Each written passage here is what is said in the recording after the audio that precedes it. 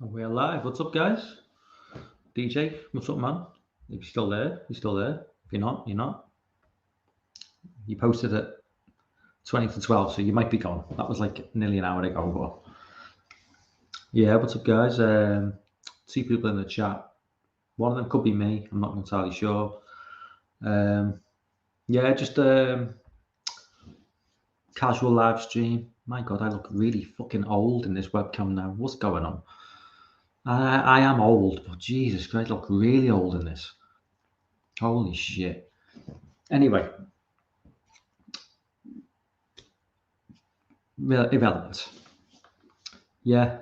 Casual live stream, maybe do like 60, 90 minutes, depends. I think Griffin's going to jump on at some point. So, yeah, I wasn't even going to do a live stream. I mean, I was on Piz's Patreon stream till like 3 o'clock in the morning last night, and I was up at 7. I had 4 hours sleep, and I was like, there's no fucking way I can do a live stream tonight. It's like at half past 12 UK time, because I'm just completely destroyed. But managed to get a 3 hours sleep before, so feeling good now. So yeah, definitely, yeah. After that, I was like, yeah, get the stream on,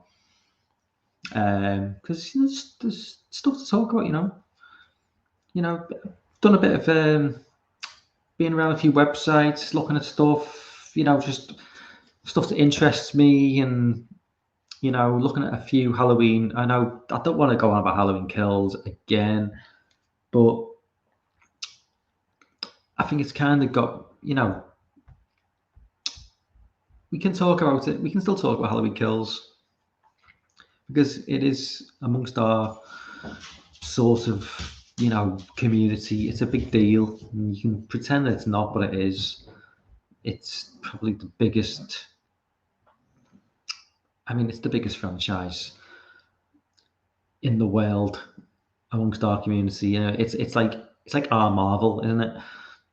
Friday the 13th isn't doing jack shit anymore, and Friday the 13th is utterly irrelevant. Has been for like 35 years. So Halloween is kind of like, where is that? And Anthony's in the chat. What's up, man? Always there, Anthony. Top man, Anthony, top man. Yeah, so yeah, I mean, just the importance of Halloween in terms of a cultural cornerstone of horror.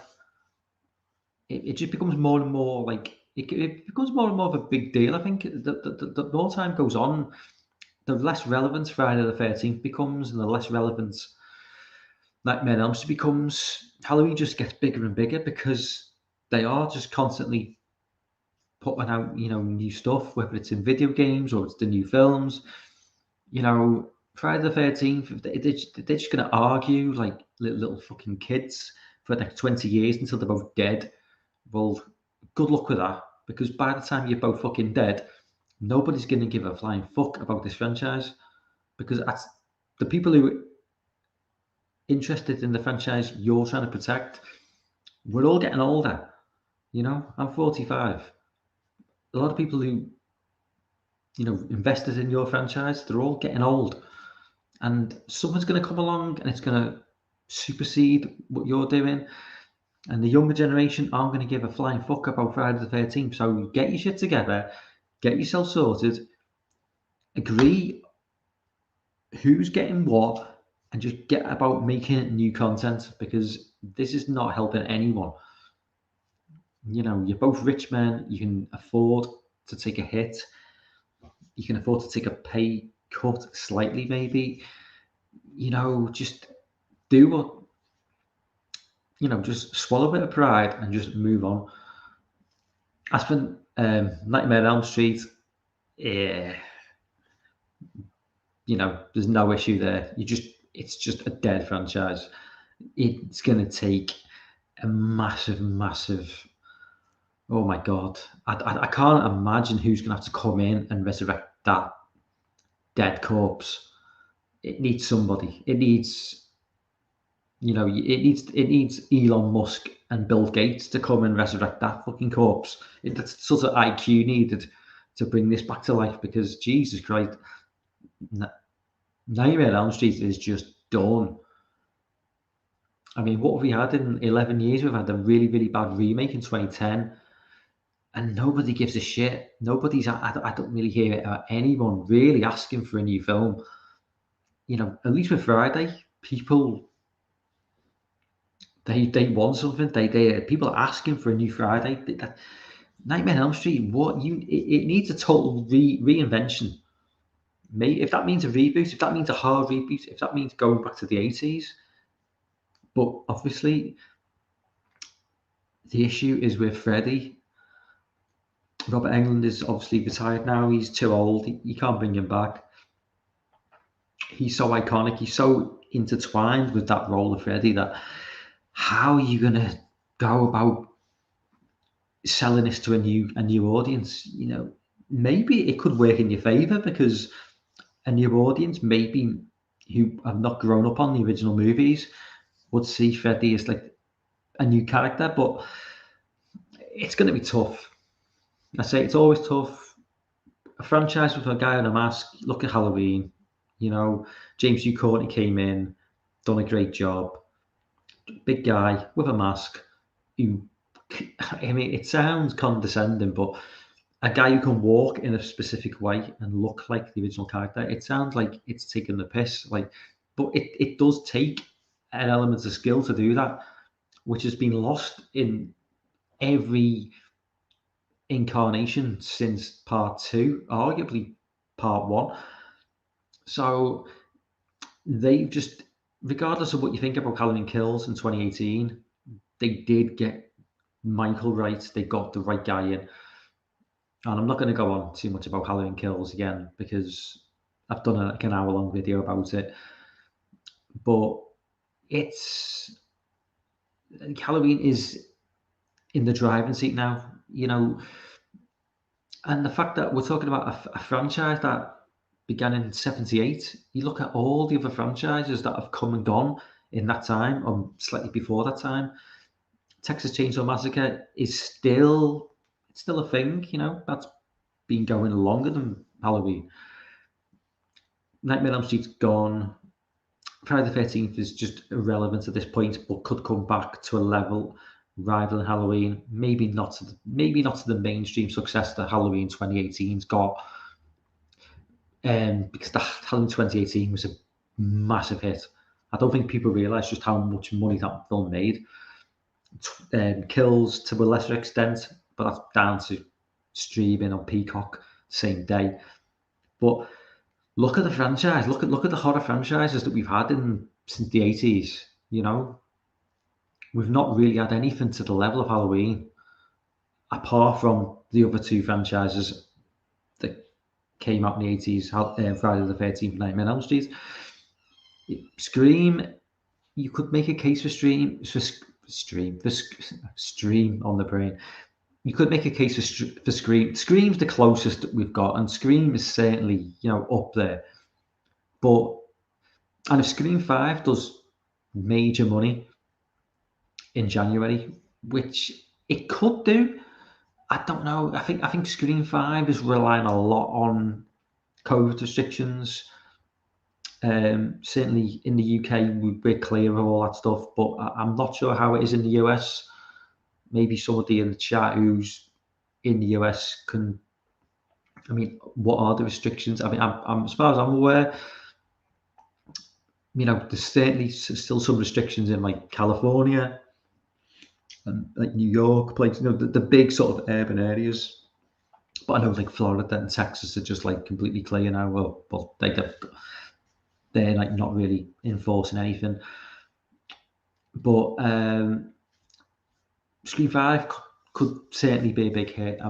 Scream 5. I mean, Scream is certainly the only franchise since the big 80s franchises that I've had that has really sort of, had a major impact on a major cultural impact, I would say, because there's making an impact box office wise, and there's making an impact culturally.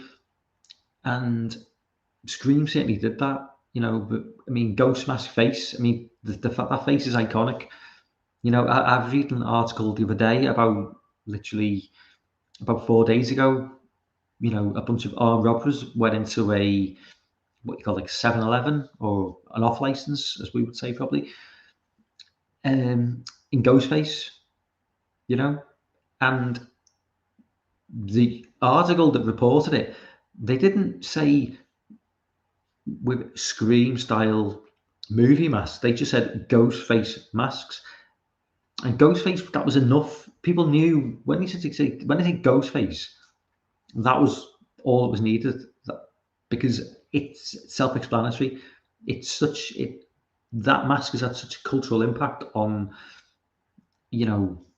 life in the last 25 years that no explanation is needed. It is what it is. It's so yeah. I mean that Scream certainly comes close to those big three.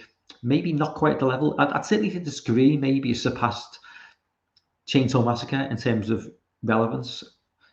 Maybe that's a controversial statement, but I would certainly say possibly that is the case. Just going to the chat slightly. And he says Halloween is a juggernaut of a franchise. Well, it is. Well, more so, has Halloween become even bigger in the 2010s than it ever was in the 80s? I mean, if you look at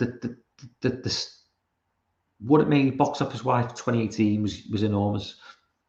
Halloween garnered, followers, just despite even despite Rob Zombie's Halloween being a shit show, and I think most people would accept that, they managed to sort of acquire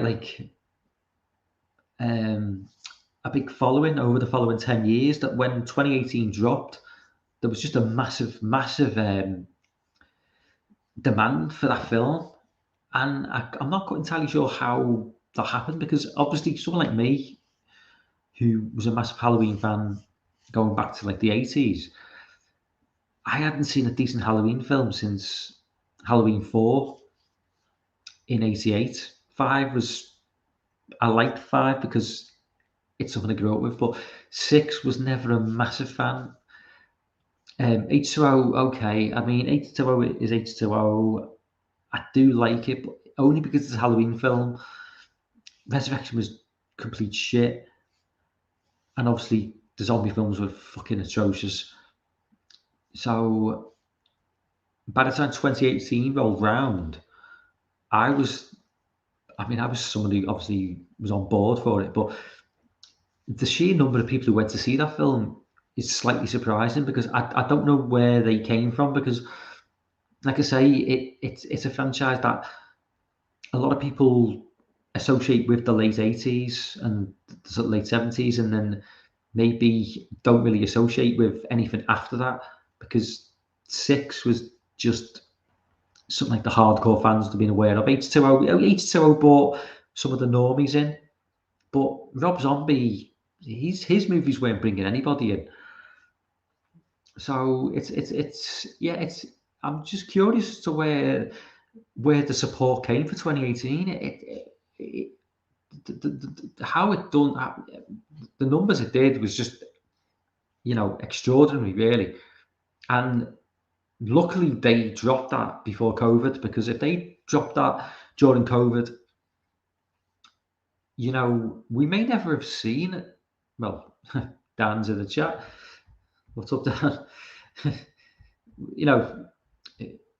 Maybe Dan would appreciate this, but if we had that COVID, if we had COVID during 2018, that film could have dropped, and we may never have seen another Halloween movie, because if it's a drop during COVID and it bombed, they may have just abandoned all attempts to even carry the franchise on. But obviously, luckily for them, and well, maybe for us, that's argument. That's you could argue that question. 2018 was a massive success. So obviously they've went with the. Now I don't know. I'm not. I've never pretended to be an expert on the inside of the industry. I'm just a fan of the films and fan of horror films in general. But before they went into production for Halloween 2018, Dan might know this.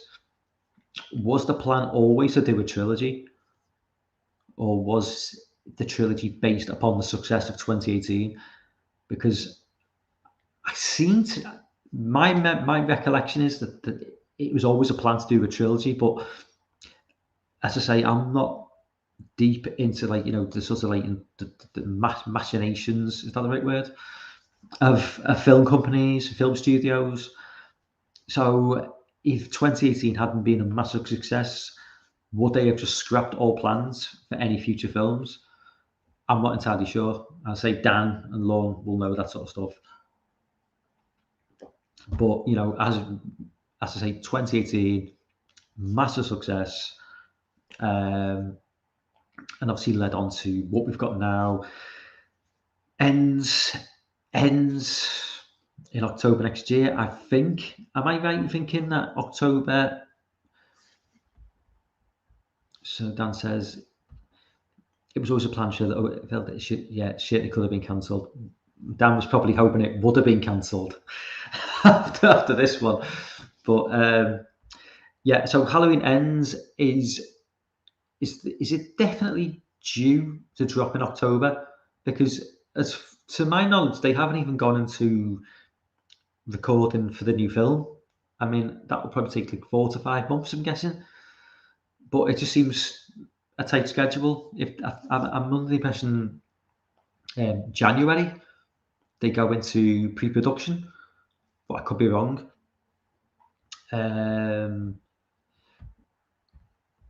But like, if it's going to drop in, Sean's in the chat. What's up, man? Sean, what's up, man? Let's see you on board. Yeah, I saw the tweet by what's his name? Who's the guy in June? The really skinny kid who looks about 12. Yeah, he tweeted out, yeah, June 2 has been announced.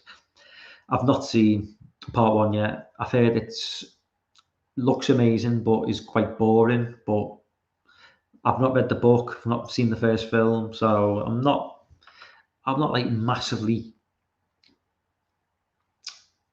I'm not really invested in it. I'll watch the film when I get time, but I'm not really overly. It's just not really my thing, to be honest with you. Yeah.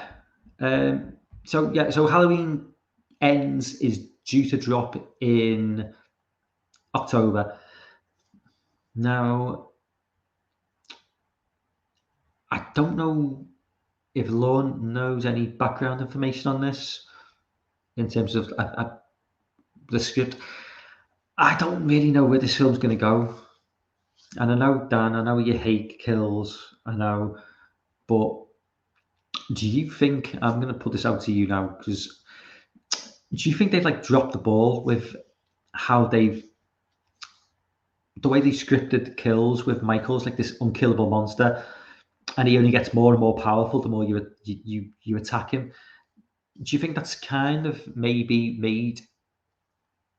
they've kind of made a rod for their own back with the new film? How are they going to go about defeating Michael? Is it going to be a case of Laurie is the only person who can defeat him now because she's I don't know. I mean, and she's not even meant to be the arch. She's not his sister, so it's not. You can't even go against that sort of brother versus sister, good versus evil. If she's just a random person, I don't know. Is Halloween Kills like the Last Jedi of the Halloween franchise? Because it feels like with Halloween Kills, they might it feels like they've set up stuff, and then they're gonna have a hard job trying to sort of explain how they've got to this point. I don't know. Halloween Kills makes most sense for a film. Well, you know what, Sean? I had an issue with Halloween Kills when I seen it on the big screen, came back, had issues. I'd done my hour-long sort of stream about it, and I did pick a lot of holes in it. But on a rewatch on a small screen, if you go into the film and just it's kind of like blank out on the really annoying bits, it's actually an enjoyable. I think it's actually a half decent film. If you just kind of zone out at the Evil Dies Tonight stuff and anything with Tommy in, which obviously is hard because he's in quite a lot of the scenes. But I still think the opening 10 minutes, 78 Haddonfield, is 10 of the best minutes of the entire franchise of any film. But it's certainly got issues with, you know, the plotting, just the whole. I mean, I love James Dew Courtney, but the whole Michael situation with how they've gone from he's gone from a supernatural bad. He starts off from a normal man to supernatural in the sequels, and then David Gordon Green said no, he's a normal man again, and Lottie's not his sister. So in 2018, he's just caught at the beginning of the film because he's just a normal guy, and then in this film, he just goes back to being this supernatural monster. Like, why at the end of okay, so at the beginning of Kills, he's caught and he's surrounded, and he just gives up.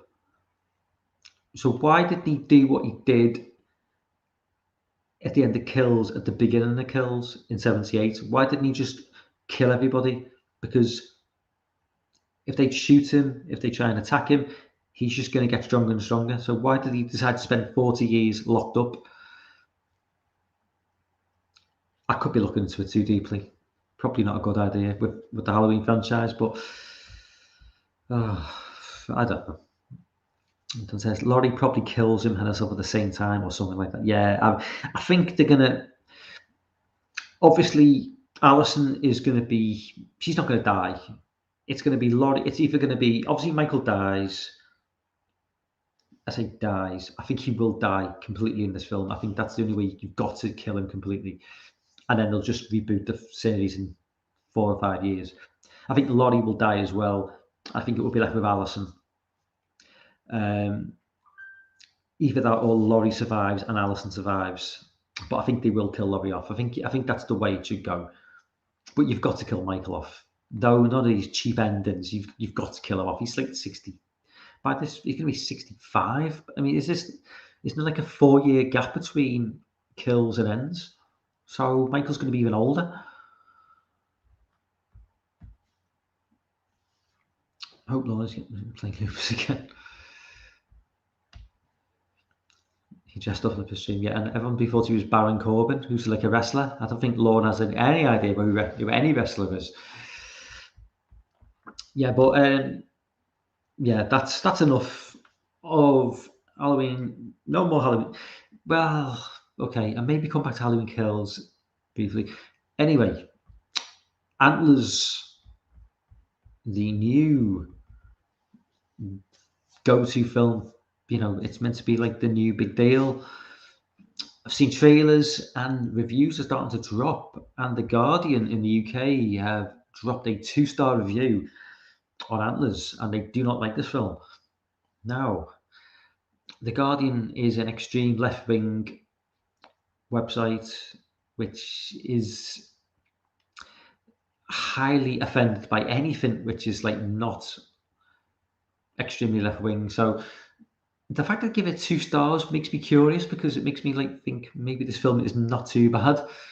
Because The Guardian is the sort of newspaper that like hates Dave Chappelle, hates Ricky Gervais.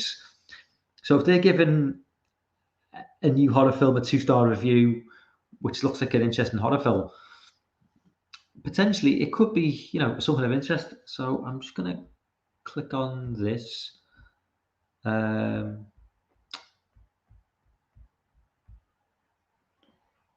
Where have I gone?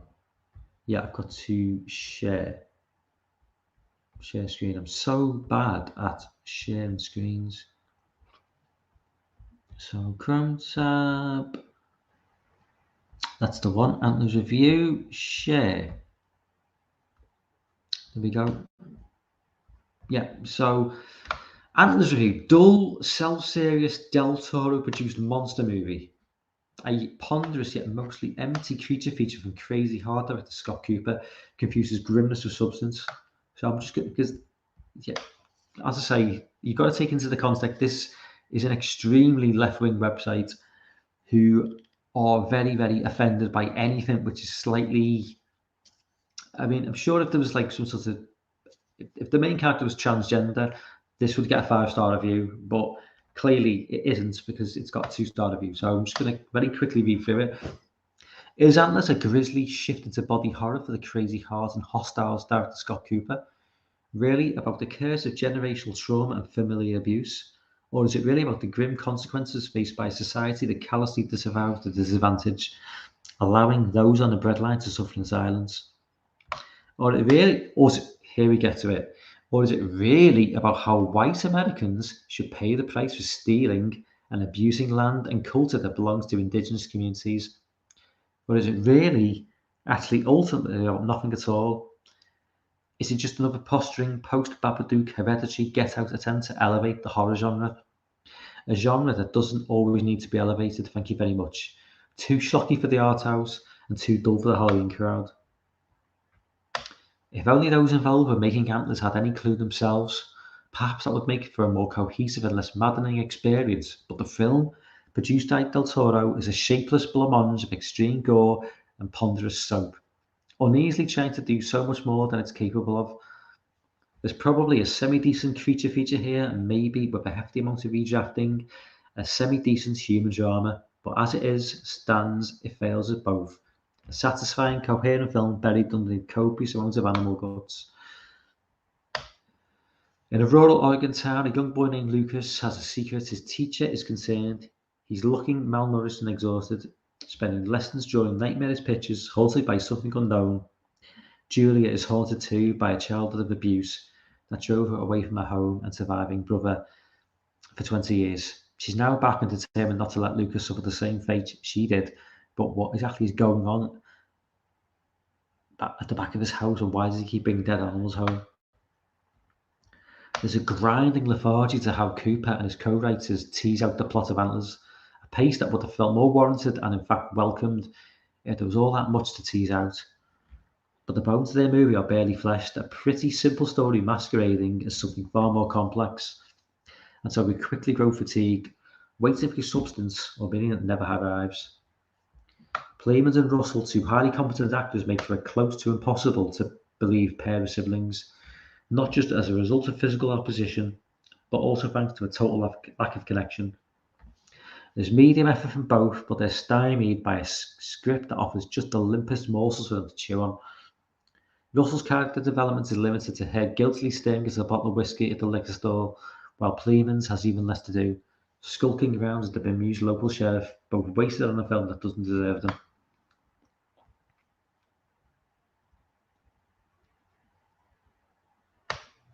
Not working on a base level as drama or horror is egregious enough, but what edges Antlers from disappointing and disrespectful is how it chooses to frame its indigenous inspiration. Here we go. It's how it chooses to frame its indigenous inspiration, crafting an entire movie about established mythology while keeping first nation. Oh my, sorry. First Nations characters almost entirely absent. Cooper's film kicks off with Native American. This is where The Guardian, you can see where their 2-star review comes in now. They've got an issue with not enough Native American representation. There's always an underlying narrative to these newspapers, left and right, when they review any movie, book, TV show. They always have an agenda as to why they give a mark they do.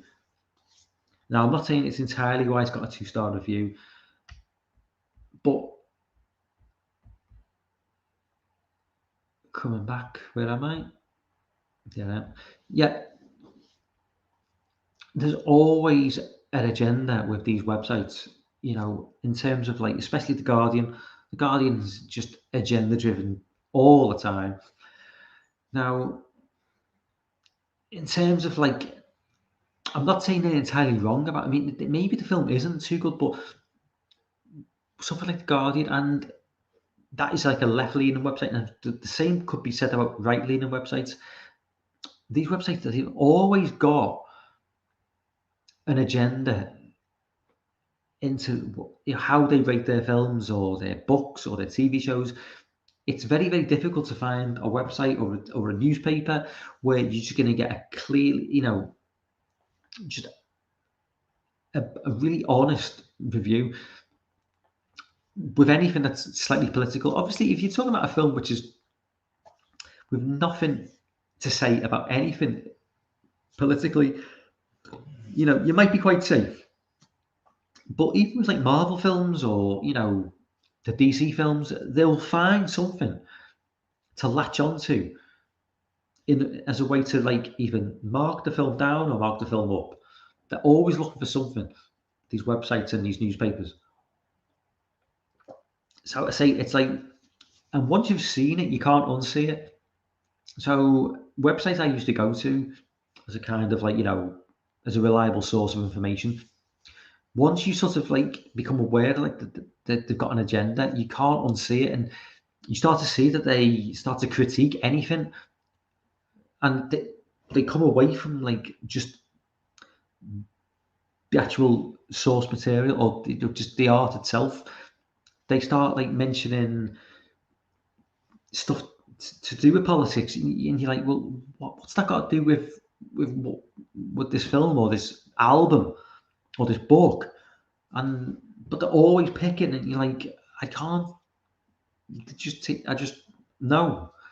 Stick to the viewing. Just focus entirely on what this is, and stop going down the political route all the time. It's so annoying, but Dan says you're better off getting reviews from community podcasts. Is not exactly. Well, that's why YouTube is, is such a great resource for like this sort of, because you've got everybody who's on YouTube. They've got like, they've got a community of people who didn't know aren't bullshitters. They know people who think like them, like you, Dan, Piers, Christian, other guy, people who don't, you just see through this bullshit, I mean, I've given Drum some shit in the past, because I've always felt that like maybe because he's like a pretty big YouTuber now, he's maybe gone a bit easy on the Halloween franchise. Well, even he came out yesterday or the day before, and they've pissed him off now because this whole like cancel culture fucking idiots have said that Michael Myers is homophobic because he killed 2 gay men in Halloween Kills. So that's like, he's quite sort of like, not really he's not really confrontational in sort of in the culture war, I would say. He just sticks to doing Halloween stuff and like horror stuff, but the culture war is kind of like, it's infected horror now because it's impacted him, because he's now reading articles about how Michael Myers is homophobic, and so somebody like him who's just like a normal guy who's just like is not in the culture war, which like maybe I am to a point, maybe too much, because I see it everywhere, and some he's had to address it because he's like, what the fuck's going? Because a lot of people who aren't really who don't see this stuff every day, when it impacts them, they kind of get surprised and they go, what the fuck?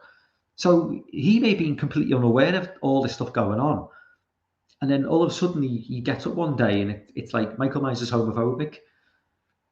And he calls out the bullshit, and fair play to him. Good, he did a good job. He called out the bullshit. He said, this is fucking nonsense. Michael Myers hates everybody. He doesn't just hate gay people. I'm just thank God he didn't kill a trans person, because that would be Halloween Kills just ended. But I mean, yeah, it's impacting everything now, and it's like there's going to be a point where they're going to piss off everybody. So everybody's just going to have a backlash and say, just fuck off. And that leads me, I'll move on from Helen Kills now. That leads me nicely onto Dave Chappelle. The Dave Chappelle stand-up he did, which has triggered all these fucking Netflix employees. I mean, yeah, this is just another fucking nonsense, and I don't want to say too much about it because it's been done by far better people than me and far more popular people than me. I just, but like when you read shit and it just pisses you off. And the Dave Chappelle situation on Netflix. So anybody who's not aware, Dave Chappelle released a stand-up called The Closer, and he had the audacity to say that gender is real. Yeah. So yeah, really, really, really controversial statement. Gender is real. Apparently, men and women exist, but that pissed off. I'm not even going to say it. It pissed off a certain community who are untouchable at this point. They say they want to be, level with everybody else. They said they want, don't want to be, but well, at the minute you're just like up here, everyone's just down there because you're getting special privileges that nobody else gets. Well, you're trying to get special privileges that nobody else gets because at the end of the day, Dave Chappelle called you out and you went fucking nuts, and all your little fucking cronies at Netflix tried to walk out and cause all chaos. Well, guess what? They're not going to cancel Dave Chappelle. Dave Chappelle is not getting cancelled. Dave Chappelle was paid $20 million by the head of Netflix to do his shit.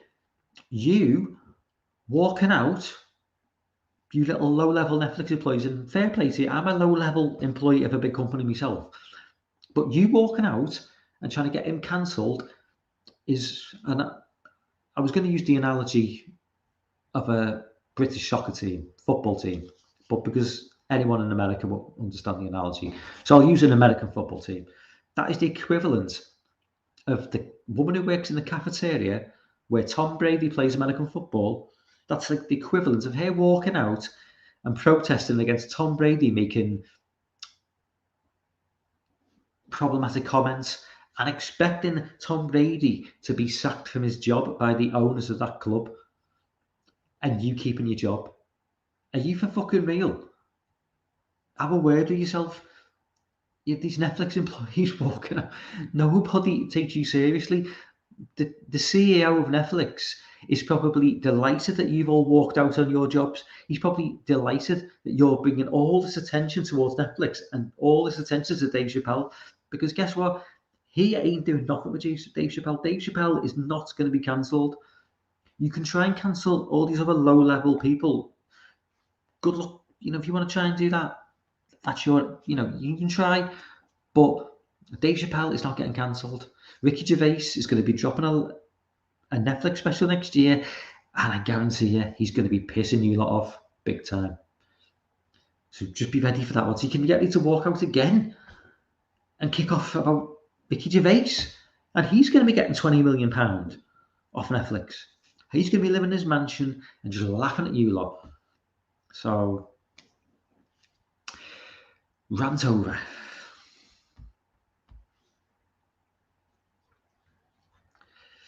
Yes, the whole thing was. I'm assuming you're referring to the Dave Chappelle thing, Dad. Yeah, it was ridiculous. These people are they're living in Cloudcockerland. I don't know where. I just like, what planet are these people on? It's just insane. So I've covered Halloween Kills. I've covered the Chappelle things. Right. So what I have done the past couple of weeks, I've tried to take a normie website. Although this isn't quite so much a normie website, it's a little bit more internet savvy, a little bit more about like pop culture, but taking a couple of normie websites and like sort of taking their like, countdowns of the Halloween franchise and the Friday the 13th franchise and see how a normie would critique those two franchises. So I thought I'll take the Nightmare on Elm Street franchise this week and just see where they sort of stand. Because I'm curious to know how they would stand with someone like me who's not the biggest fan of the Nightmare on Elm Street franchise, but probably still more, on board with it than the people who wrote this article. And these could be like these could be massive fans. I don't know, but I just need to share another screen because this is, I can't even remember what website this is, but let's have a look. It is, I'm still not entirely sure what website it is. I'll share that. It's Paste. Paste. Oh my God, Paste is so fucking, yeah. I don't like Paste. I used to like Paste magazine or website whatever, and they just went, I mean, this is from 2018, so it's 3 years old, but there's been no new films since then. But they'll probably find something problematic with most of these films. They'll probably put 2 at number 1 because, we'll just see how that goes. I've got a curious feeling. They'll either put 2 really high or 2 really low. If Jason Goes to Hell, I'm sorry, Jason. If Freddy's Dead is at the bottom of this list, I'm not going to be happy. Oh, they've got some taste. Freddy's Dead is bottom of the pile, and rightly so. Oh, well, I'm going to reserve judgments on this website because they have done a good job there. Now, they'll do the right thing and either put Part 5 or the remake next at number 8.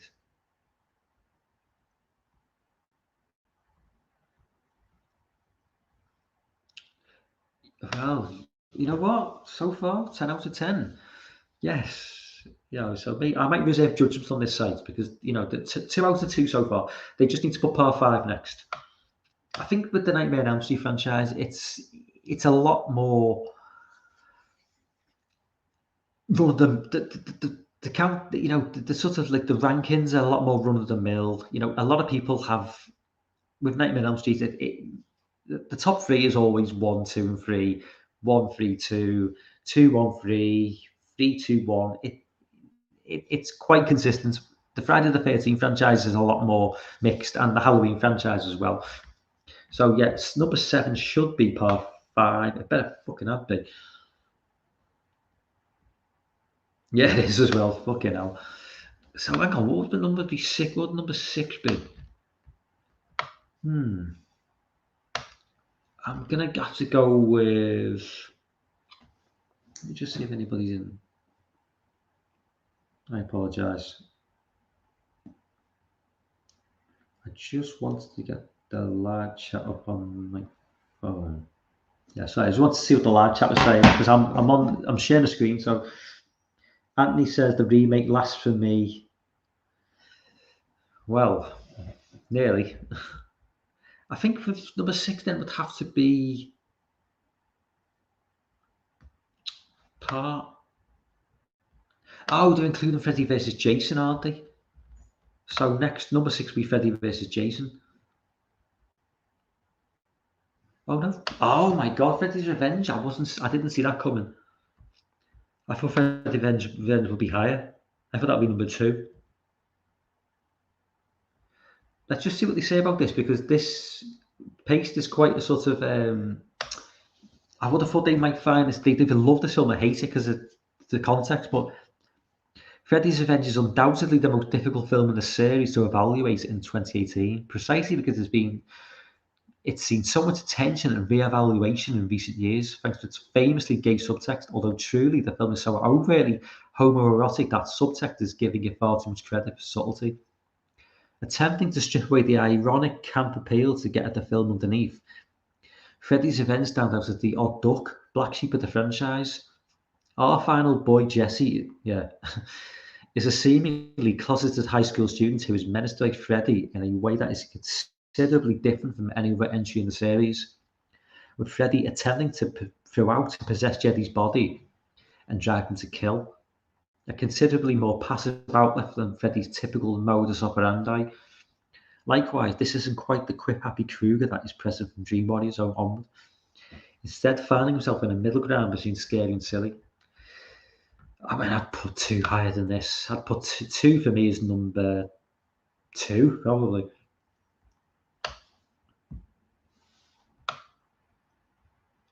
So that's number 6. Are they putting Freddy vs. Jason at number 5 then? Freddy vs. Jason is not a better film than Part 2. Fucking hell, man. Jesus Christ. Freddy vs. Jason at number 5?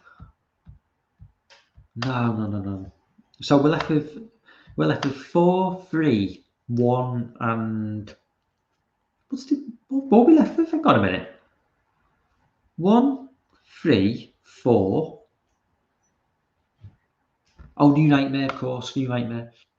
Yeah, so New Nightmare probably number 4. Should be. The Dream Master. Oh yeah, of course. Yeah.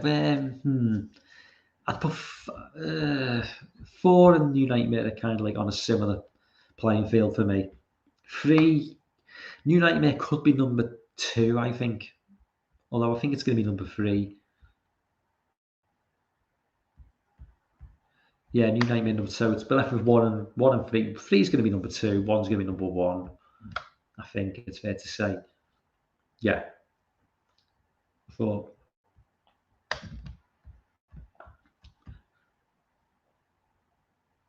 I did think that New Nightmare would be. I did think that 2 would be higher though.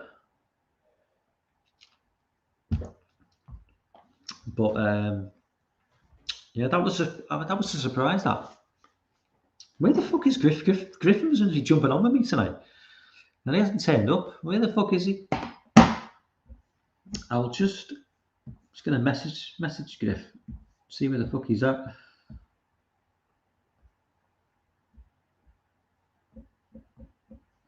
So professional, this such professional operation.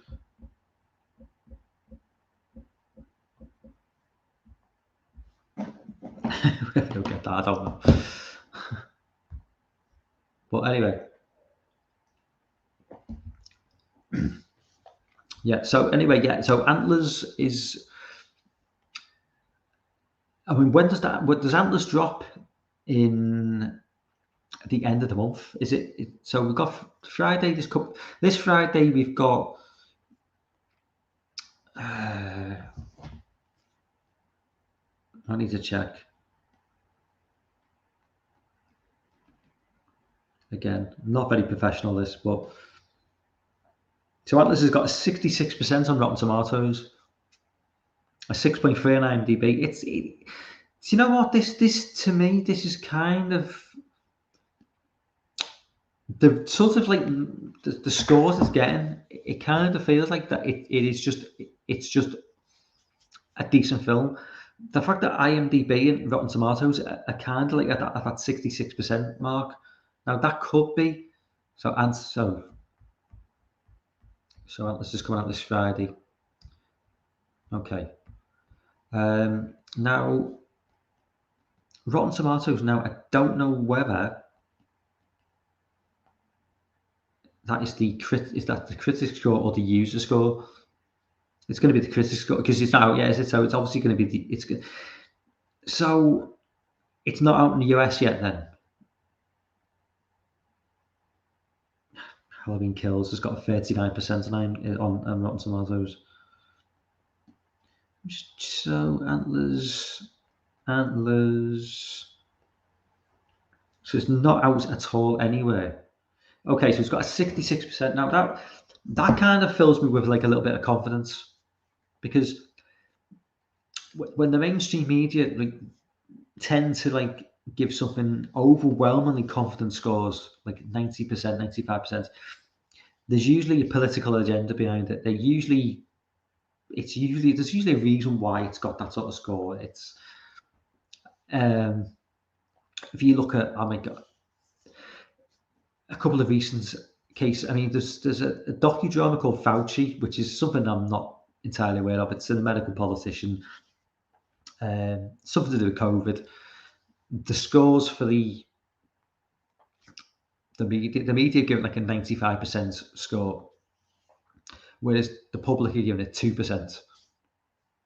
So they basically call bullshit on that. You know what I mean? They've just said like that this is nonsense. This is just bullshit. So Rotten Tomatoes is kind of unwittingly maybe found itself part of like this sort of war between the critics and the mainstream public, because I think it all stems back to Ghostbusters 2016, because I think before that there wasn't really this sort of like clash between the critics and online contributors. You know, before this, I think that the mainstream kind of like just they reviewed stuff and they kind of expected us to just accept it as like as gospel. And obviously in the last 10 years, you know, people on social media have come out and they've become more professional. They've started doing their own stuff. Guys on YouTube, on Facebook, and you know, Twitter and stuff, Instagram, and been getting a big following, and they've been calling out, you know, a lot of these big tech companies and, you know, the old media, and saying no, this film's shit. You know, you're talking shit. And I think I'm not saying it starts with Ghostbusters 2016, but Ghostbusters 2016 was certainly like a sort of I think it was like a tipping point where the mainstream media were saying that, you know, this film it's about female empowerment. It's a female cast. You've got to like this film. If you don't like this film, you're a bigot. And people went, fuck off. The film's shit. The film's shit. The film's not funny. They're not funny. They're funny, you know, out of this film. I mean, I'm not saying about them characters, but they are in this film. They are like they've been failed in this film, and for some reason this film is kind of like put on a pedestal. It's like this film is, you know, you've got to like this film. Is like, and a lot of the big YouTubers. I mean, I know Cine Massacre, James Rolfe. He came out and went, I'm just not going to review it because, you know, what chance do I have? You know, it's already been said that this film is great, and yeah, it caused a big backlash. So, you know, I think it's one of those. I can't really. I find it very, very difficult to trust the mainstream anymore. And I think more and more people now they just go to YouTube, or they go to like the blogs, wherever they want to go, and if they want an honest opinion, and if that means going to someone who thinks like you, so be it. Because if you like a certain type of style of film, or dislike a certain type of film, and you know that that person thinks like you, then it's a pretty good indication of whether you're going to like that stuff. So, you know, rightly or wrongly, it could be a film that gets absolutely panned by the mainstream. It might get loved by the mainstream and panned by, you know, people on YouTube, but if you can take like just one person, be it from the mainstream or from social media, who thinks like you, and if you trust that opinion and you go with that opinion, then, you know, that there's something to be said about that. But the idea that, you know, back in the day, that just like thousands upon thousands of people would just go towards this one opinion about something.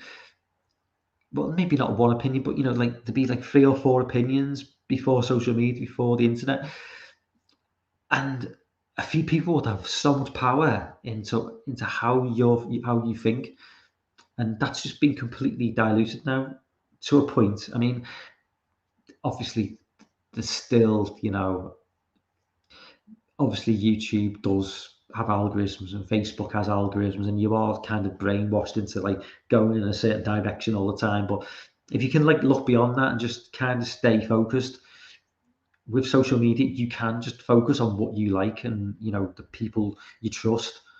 and you know, that's, you know, obviously like people like Dan and Piz and Christian, you know, a lot of the other guys, you know, I'll go to them for a review, and if they don't like it,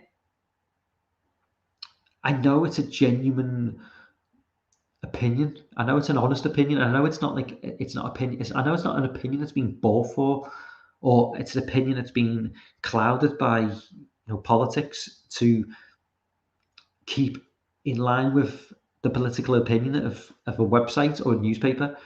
So, you know, we just need to, we need to support, like, you know, people like that who and there's, you know, them guys and so many other people on YouTube who will give an honest opinion. I would say be wary of YouTubers. I mean, I don't want to sound like cynical, but you know, any YouTuber who's got beyond a certain point, I do start any YouTuber who's like spends like maybe half of the video advertising a product and then goes into like what they want to say. I'm kind of wary because those people are clearly, how are they getting influenced? You know, if you're spending like 5 to 6 minutes of your like 15-minute video talking about a product that is being paid for by a company, how much influence does that company have on you as a person? You know, you've got to question that, because at the end of the day, you've got to have to dial in maybe some, like, you know, spicy comments. If you're, you know what I'm saying, don't you? It's one of them. I mean, there's people on, the Quartering, who I like, who's like, you know, calls out all this woke bullshit, but he's got 1 million subs, and obviously people want to pay money to appear on this channel, you know, to advertise stuff. And so I always think, okay, I like the guy, but it's one of them. It's like the minute you start, like, well, Lord's in the chat. What's up, man? You see on board. If you want to jump on, man, you can jump on, because I'm kind of just done saying what I was going to say. But if you want to come on, because, you know, I'm not really ready to wrap things up. I'm just I've covered what I wanted to cover, basically. So if you want to jump on, Griffin was meant to jump on. God knows, I don't know where Griffin is. He might have, yes, unless he's messaged me. Yeah, he's obviously tied up somewhere else. But yeah, so, oh, here he is. I've just been talking about you, Griffin. I've just messaged you on Twitter. Are you going to click the link?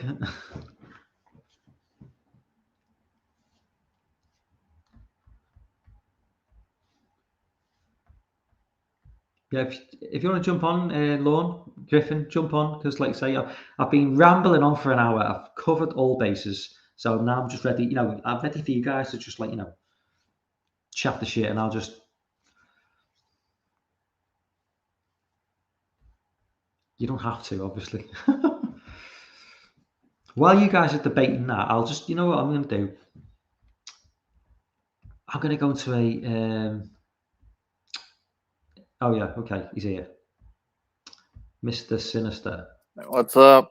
What's up, man? Yeah, I got tied up. That's okay. I've done an hour. I've ranted for an hour. Ran it on an hour. What would you cover?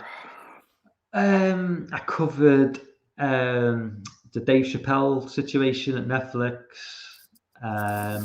Covered a few. Talk about Antlers getting negative reviews. Oh yeah. You know, went on a little bit of a rant about Michael Myers being homophobic. Did I? Yeah, I think I did. It's been. I think I started off with Michael Myers being homophobic because he killed 2 gay men. Yeah.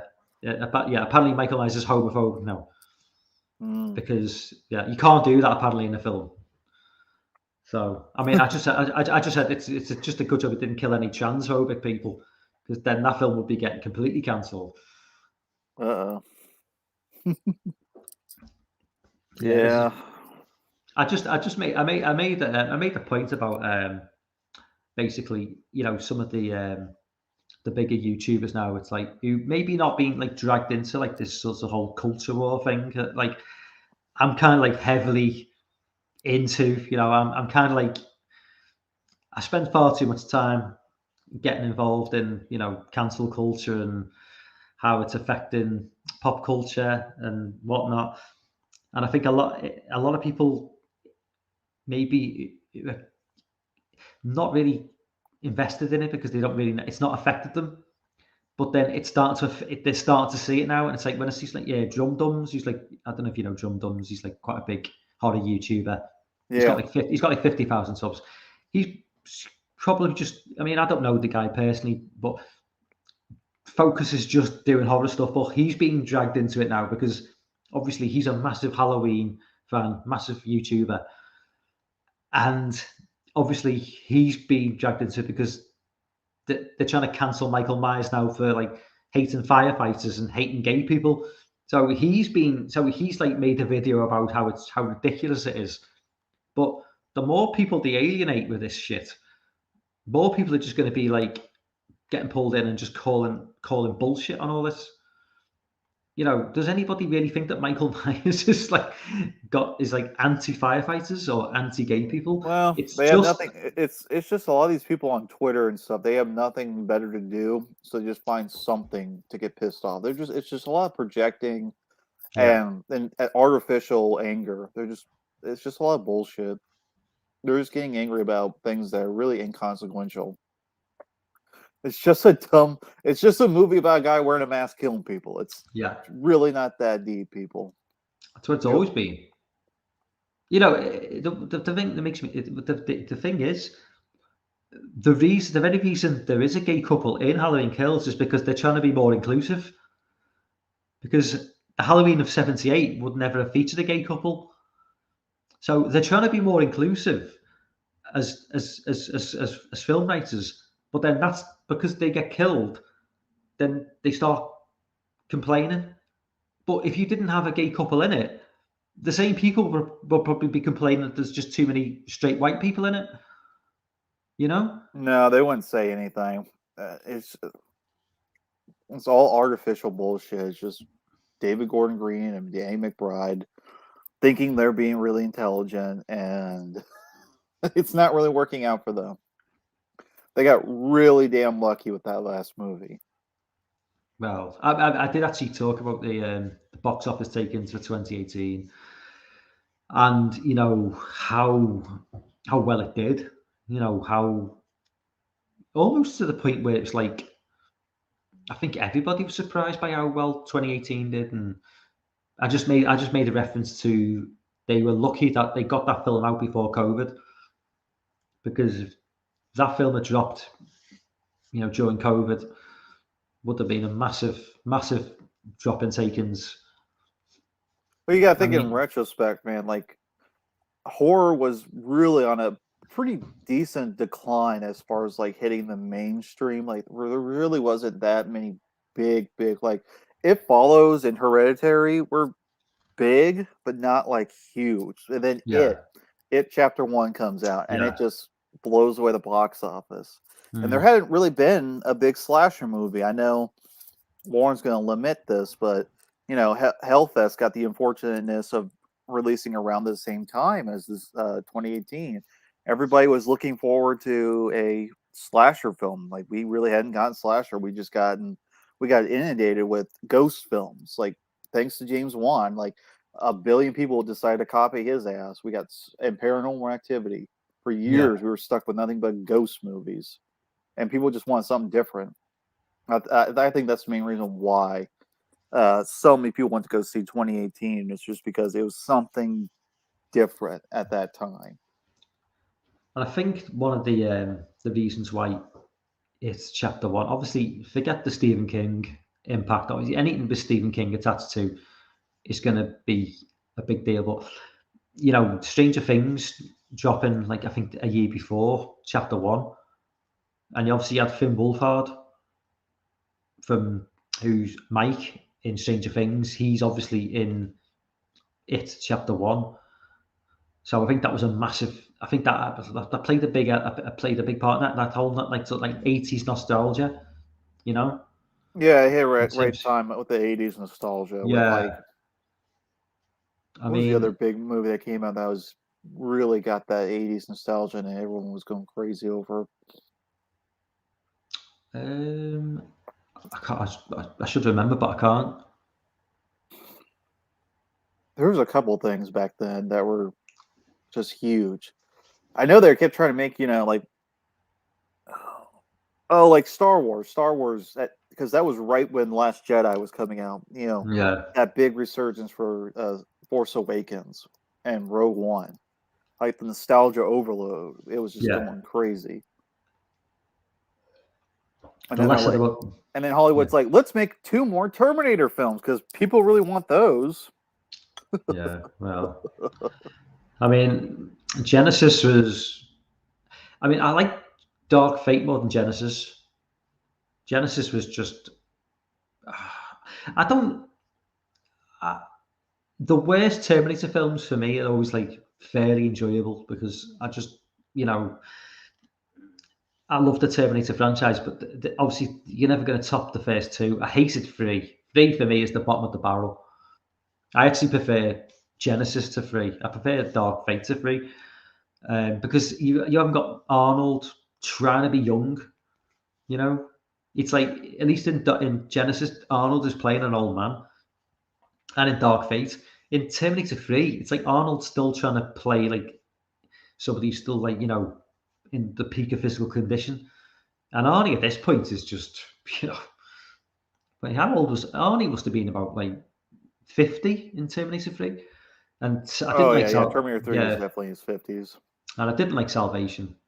I never watched Salvation. Yeah, I've only seen bits and pieces of that one.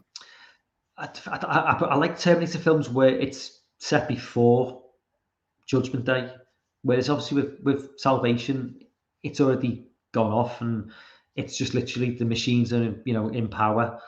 And I just find it a bit boring. I like the build up with the films where it's like it's not happened yet. But I mean, Dark Fate was okay. But I didn't watch that one either. It's just like Arnold. So Arnold Arnold kills John Connor. So they kill off John Connor with really good CGI. I've got to say, the CGI is amazing at the beginning of that film. But John Connor gets killed off, and then Arnold just retires basically because he's done his job. This is an alternative universe sort of thing. Because obviously with Terminator, it's just timelines and this, that, and the other. So Arnold just basically, because he's done his job, he retires and just becomes like a husband, and just has a job, even though he's a Terminator, which is just like, what? So he just retires to like the small town and has a job like fitting curtains, I think, even though he's a Terminator, which is just weird. So just bizarre. Were you irritated with the Connor death? Sorry, John Connor's death. I keep wanting to call him Kyle Reese. What the fuck? Yeah, I'm getting the names. Yeah, it's like they've taken like a film like Terminator 2, which is like the perfect ending to a franchise, and like a beloved character. And okay, he appears later on down the line, but I like to think of Terminator as just ending at 2. Anything after that, I'll watch. But then because they take 2, and then because they take a CGI John Connor, like not Edward Furlong. Edward Furlong. Yeah, sorry, Edward Furlong. And because it's so realistic looking, and because he just gets killed, just because he gets killed off, like in a ruthless fashion. It's like, well, remember those films that you loved, 1 and 2, Terminator 1 and 2? Well, fuck you. He's dead now, and he's gone. And now we've got this little Colombian woman who's going to be like the new John Connor. It's like, okay, so yeah, this is the new John Connor. I'm like, well, that's fair enough. I've got no issue, but couldn't you have just had like a new hero? Why did you have to kill off? Were you a big fan of Furlong? I liked him in 2. He's annoying, but I still think he got annoying. I think as time went on, I still think he plays the character well. Yeah. I mean, Did you sorry, like Pet Cemetery too? Not so much. No, I love Pet Cemetery 1, but what about Brain Scan? I've not seen Brain Scan. You never seen Brain Scan? No, I've never seen it. That's a fun movie. Is that like early 90s, is it? Yeah. Yeah, I've never seen it. 94. That's probably why I've never seen it. It's that sort of like time period where, you know, I don't know, that early to midnight. Yeah. The main guy in it, the trickster. I actually watched the movie because it wasn't because of Furlong, it's because of the guy who plays Trickster. He provided the voice for Sander Cohen in BioShock. Right. And Sander Cohen is like this insane artist, and like he like basically kills people and like poses them in like crazy fashions and stuff, and he's absolutely insane. And you have to work for him for a chapter, but he has this great voice. But I'm like, okay, what else has this guy done? Oh, he hasn't really done. Oh, he did this weird movie called Brain Scan. I'll check that out. I'll just make a note of that and put it in 1994. Yeah, Frank Langella. And I always forget he's even in that. That's added to my watch list. Yeah, Edward Furlong, isn't Edward Furlong just like a crazy druggie now? Yeah, he's been that. Did you see that shitty movie, The Green Hornet? Seth Rogen? No, I've not seen that. Edward Furlong shows up in that and he gets killed by Christoph Waltz. Is that like 2000s? 2010, 2011. Yeah, that was kind of the time when Marvel had just taken off, and anything which wasn't Marvel was kind of just. I think maybe that's the reason. Have you ever seen Watchmen? In 2009, it's like the 3-hour-long superhero movie. Yeah, those are both. I think they're both DC. Yeah, I just like.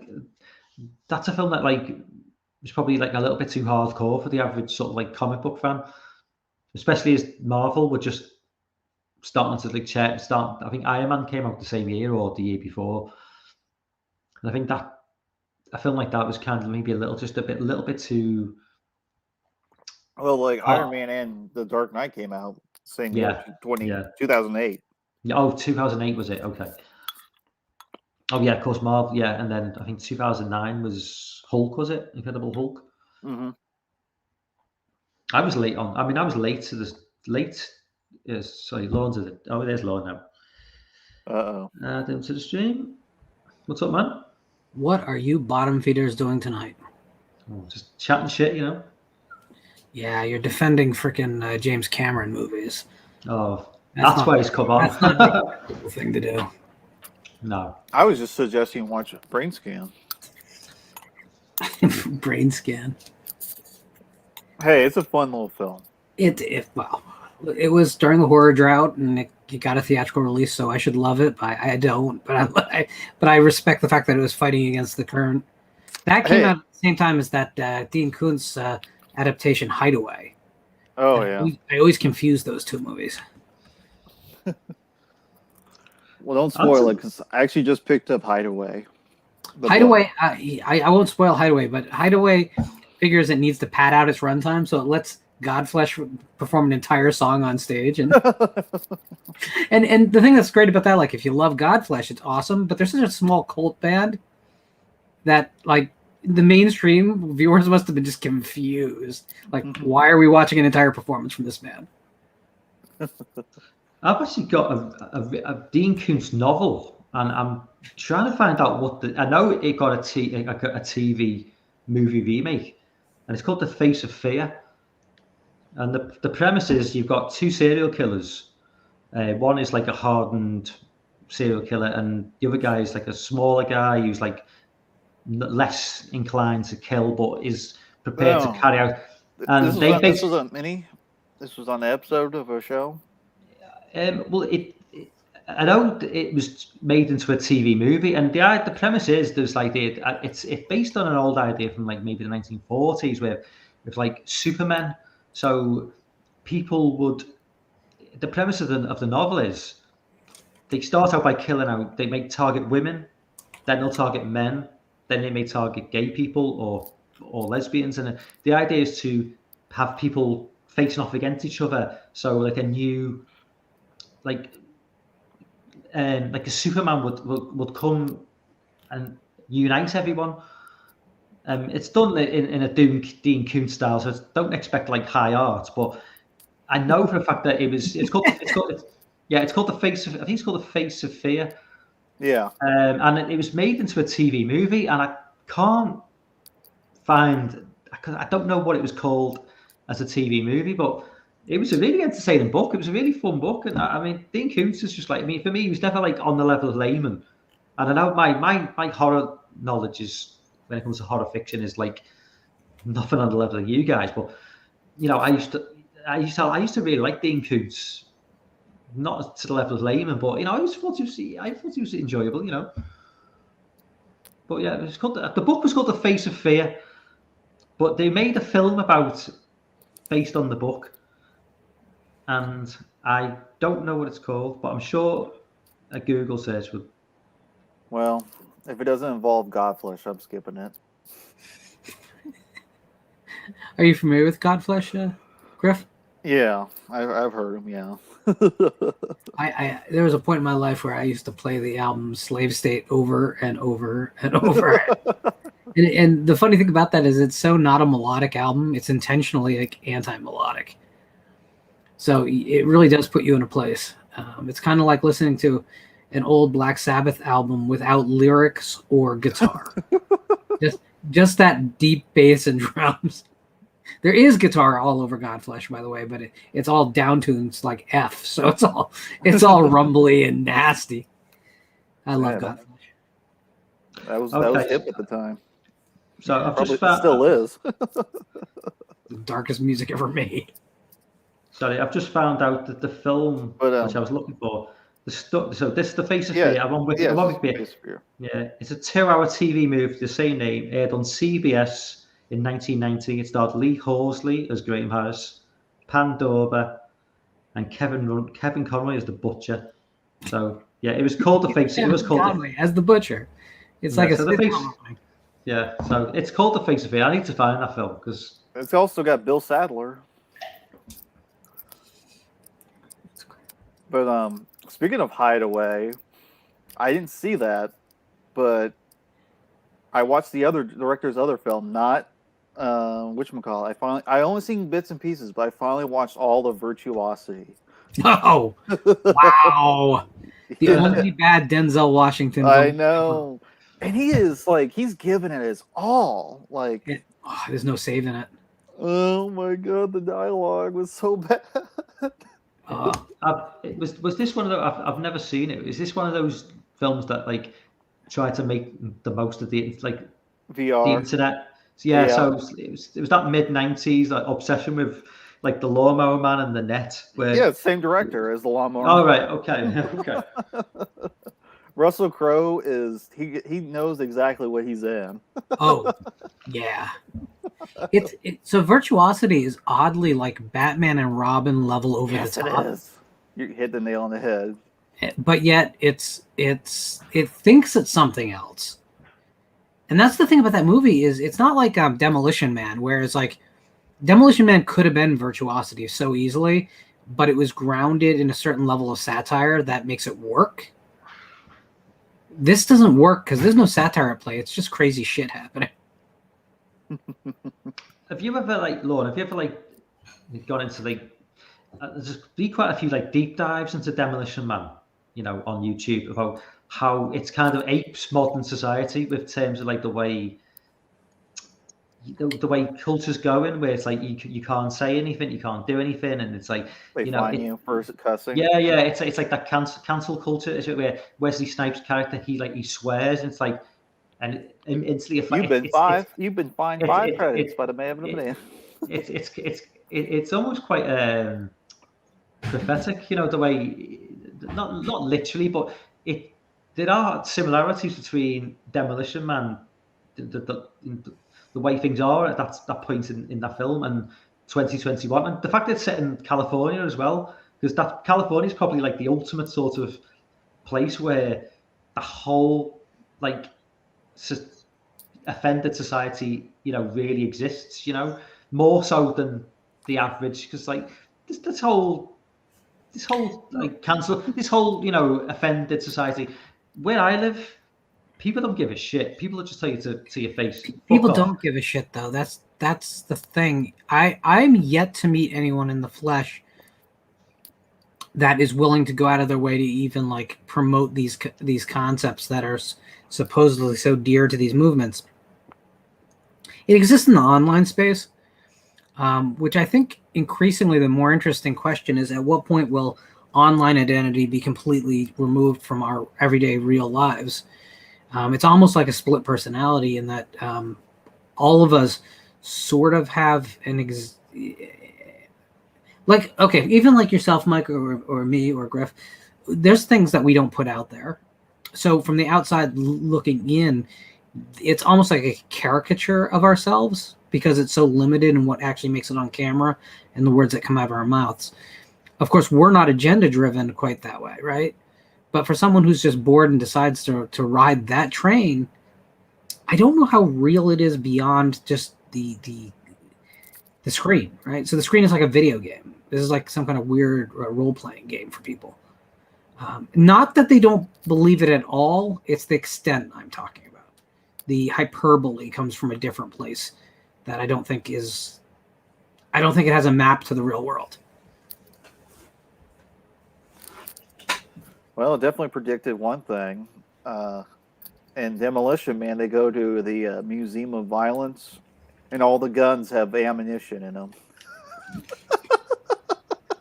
Just like on Alec Baldwin's movie sets. What's the score with the whole Alec? I mean, once again, coming from like, now I don't propose to say that you'll know more but I can't imagine like on a UK set that would be a situation where there's like, was it a loaded gun? And how does it? Sure was a loaded gun. So how it's in it meant to go through like 3 or 4 checks before it's fired? Surely something as dangerous as a loaded gun, it goes through one check, another check, then another check. And apparently, if you fire the gun, you're supposed to check it yourself. But would he even know what to look for? Like, so part of the problem here is that Hollywood does not employ people who are really firearms experts necessarily for armory roles, and that's regrettable. I shouldn't say that. I'm sure most productions do, but clearly at least this one did not. Anyone who's ever been to a gun range will tell you that there's so many reasons this shouldn't have happened, and there's so many people who had to have failed to make this happen. At the end of the day, though, for me, I'm not sure I would take a job where they didn't insist that if I was going to hold a gun, that I inspect the weapon. Now, clearly, Baldwin did not. He just trusted someone that everything was groovy, but then he pointed a gun directly at someone, and that's where I have issues. The rule is you don't point a gun at anyone.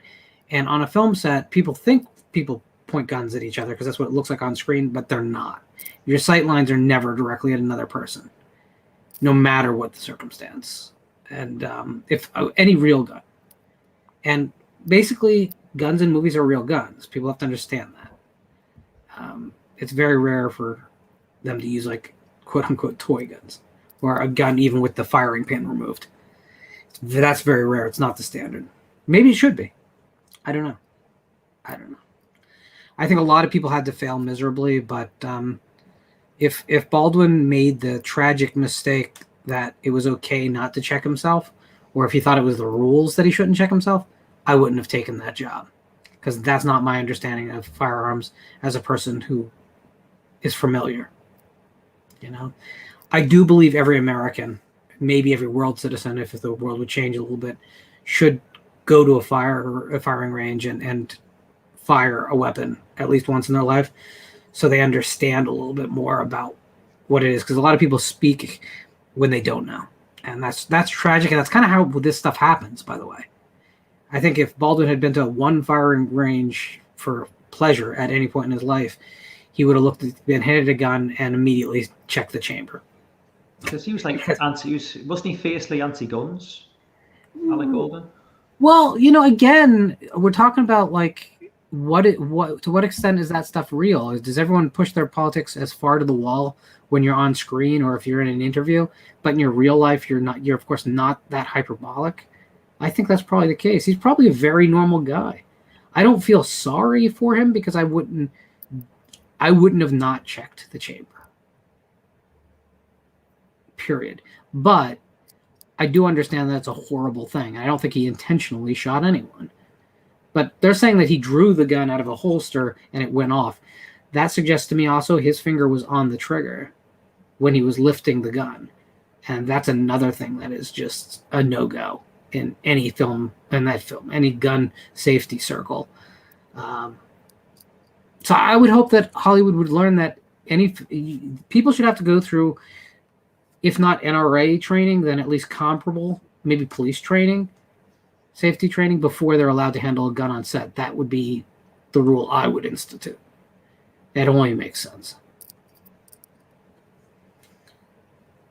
I don't know. What do you think, Griff? I didn't mean to take the whole conversation.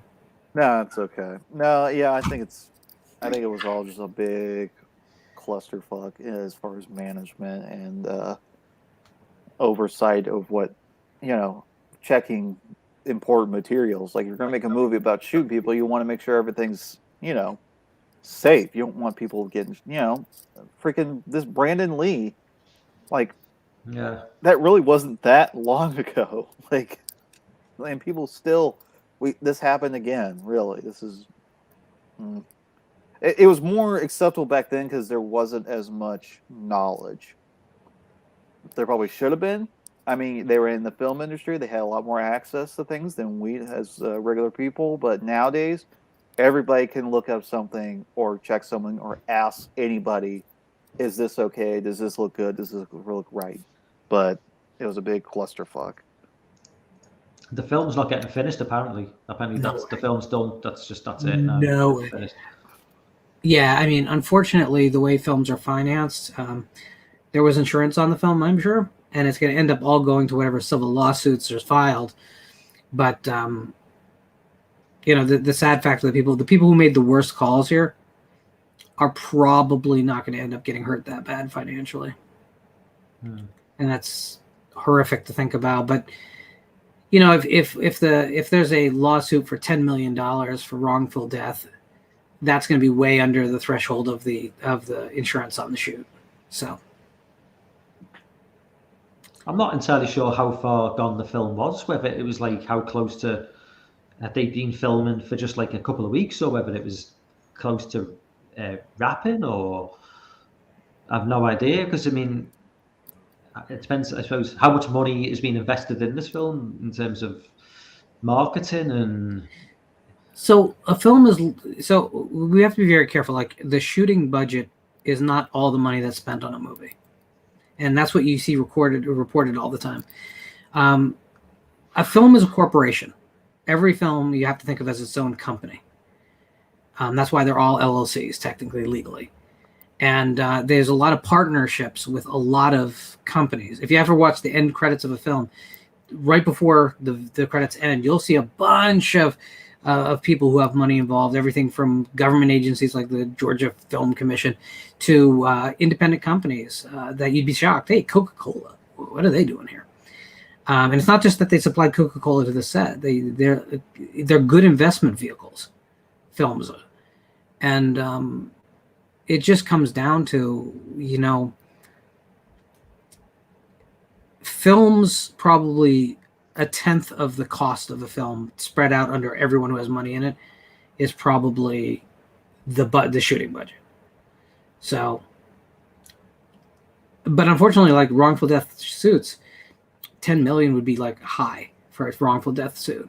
So this is like, if the film costs $10 million, it's still, the insurance is going to cover a whole lot more than that. So, all right, enough with this serious shit. Let's get back to Virtuosity.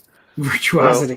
That moves directly from virtuosity Yeah. to the legality of film production accidents. Well, that was a pretty big accident in itself, but I was freaking surprised. Denzel's buddy at the beginning of the movie was Costa Mandalore. I'm like, oh my god, it's Hoffman. Hoffman, the character that changed my mind about I've never had such a big change of mind about a character as in that series. I thought he was like this horrifically bad character when they introduced him, and I'm like, don't make this guy like a central. But then, like within a film, I'm all about like, I hope Hoffman just kills everyone. I want him to be the last man standing. I was completely team Hoffman. Was this Russell Crowe's like Hollywood debut?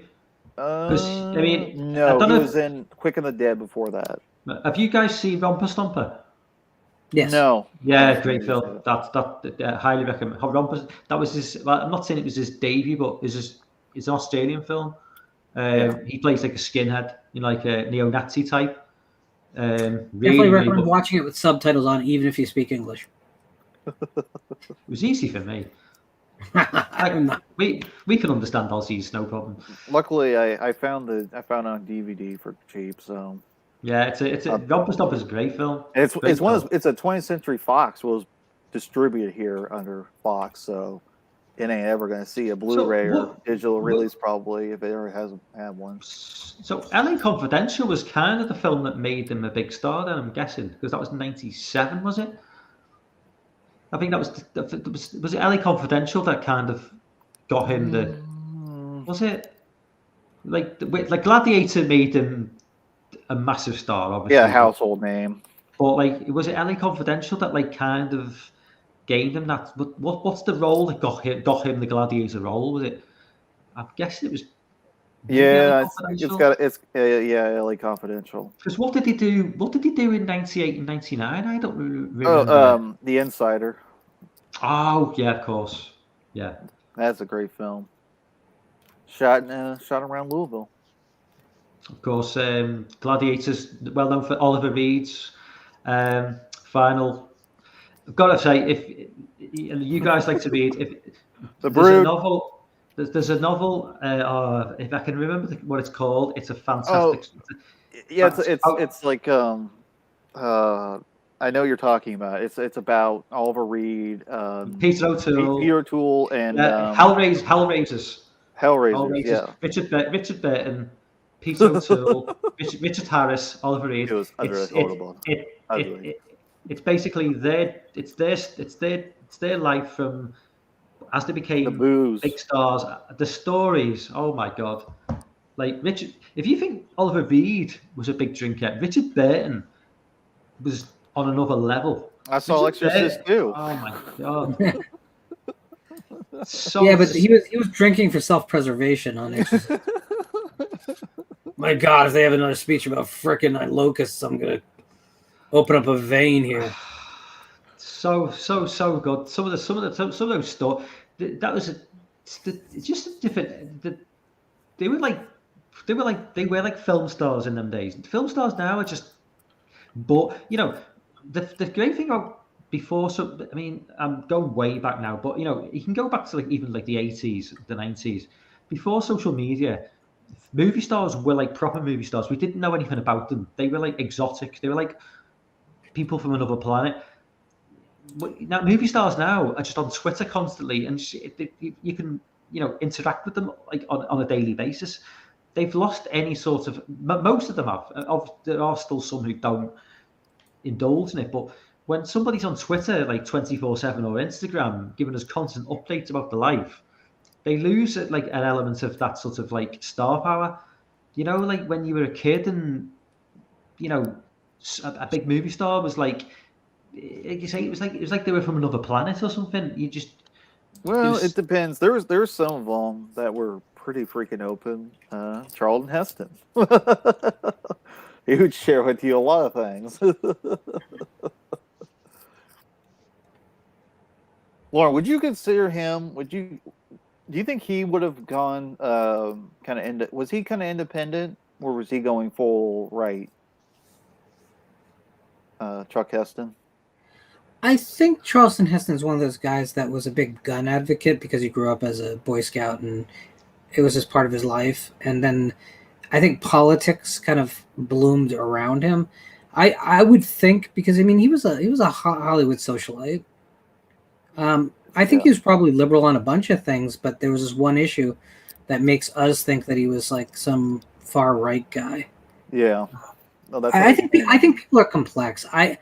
I think when people tell you that they're straight, I'm a Republican or I'm a Democrat, I think they're simplifying for ease, or they're not really that invested in it and they're just giving a glib answer. I think most people are much more complex than any party line can describe. At least I hope so. Yeah. Because he was still getting work, quite, into the 90s. He was still popping up and stuff. Oh, yeah. Have you guys seen Squid Game? No. No. No? Why? Lauren, I think you'd like it. It's South Korean. No? And that's all it takes, right? It has to be old, foreign, or obscure, right? That's It's South Korean. It therefore makes it probably better than 90% of the shit that Hollywood's churning out. Well, there's a caveat to that, right? So the thing is, it is very good. I will say it is very, very good. I mean, well, did you see Sweet Home, the no. Korean television series? That's very good. The CGI is horrible, but the storyline is great. It's about a housing complex where one day everyone wakes up and there's just monsters devouring people on the street. So that's really good. But here's the thing about imports is that every one of these countries, whether you're talking about Italy in the heyday of the giallo or J-horror during the height of the early 2000s, we get the good stuff. The good stuff gets shipped over. All the crap stays over there and never crosses the ocean.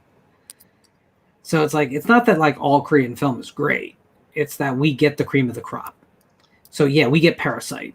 Okay, we get Host.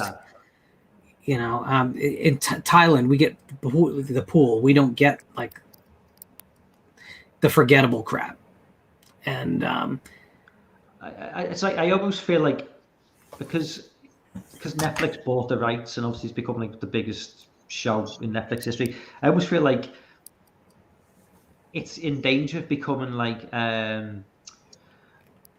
too popular, and so people start to like knock it and say, "Oh, it's not that good," because it's become too commercialized. But whereas if it never like moved over to Hollywood, over to Netflix, it would have remained like they made this cult show, which is like a really, really good show. But I mean, the fact is, it's a really, really, really good show, but it's been embraced by millions and millions of people, and I mean, I'm not really. I mean, I watched Oldboy back in the day. I bought Oldboy on DVD, and I bought Sympathy for Mr. Vengeance back in the early 2000s when South Korean cinema was like becoming a big thing. But I kind of like have not really been invested in the South Korean scene for like a long time, and this show's kind of like sort of pulled me back in, and so if Netflix is good for one thing, it's done this for me because it's. I mean, I've got to say it's. You ever seen the director's Park Wan-choo's Thirst? Yeah, that movie's awesome. It's a pretty fucking amazing film. Like, I love how foreign films they depict like how ghosts appear, like in Thirst and in Insomnia, the original version, when a character dies in the water, they're damp. They're soaking wet, even as spirits. Yeah. I find that fascinating how they keep kind of how they died instead of just appearing like Alec Baldwin in Beetlejuice, completely dry. It all goes back to Alec Baldwin. No, but Thirst is awesome. Like, check that out. Have you seen that The Host from 2000? Yeah. Yeah. John I like the film, but I think maybe some South Korean cinema, it just has a tendency, maybe it's just slightly too long.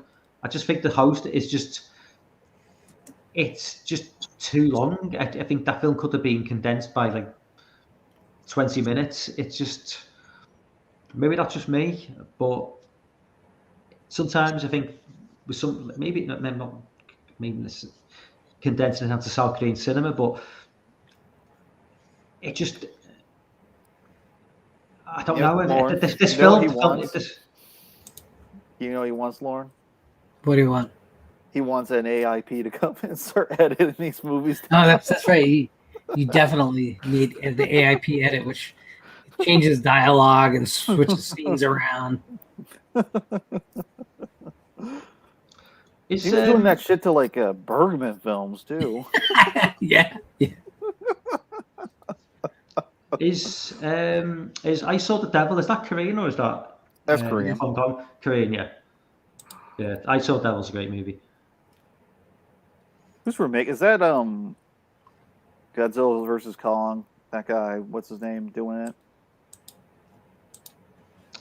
Not sure. The Guest. Blair, the guy did the Blair Witch. I can't blank on his damn name. Yeah, I am too. Dan, get in here. Bring your hat. Call down. put your That was thinking the cap on. lifeline call. It's Train to Busan was not just pretty good. It's pretty monumentally good. They done a And sequel.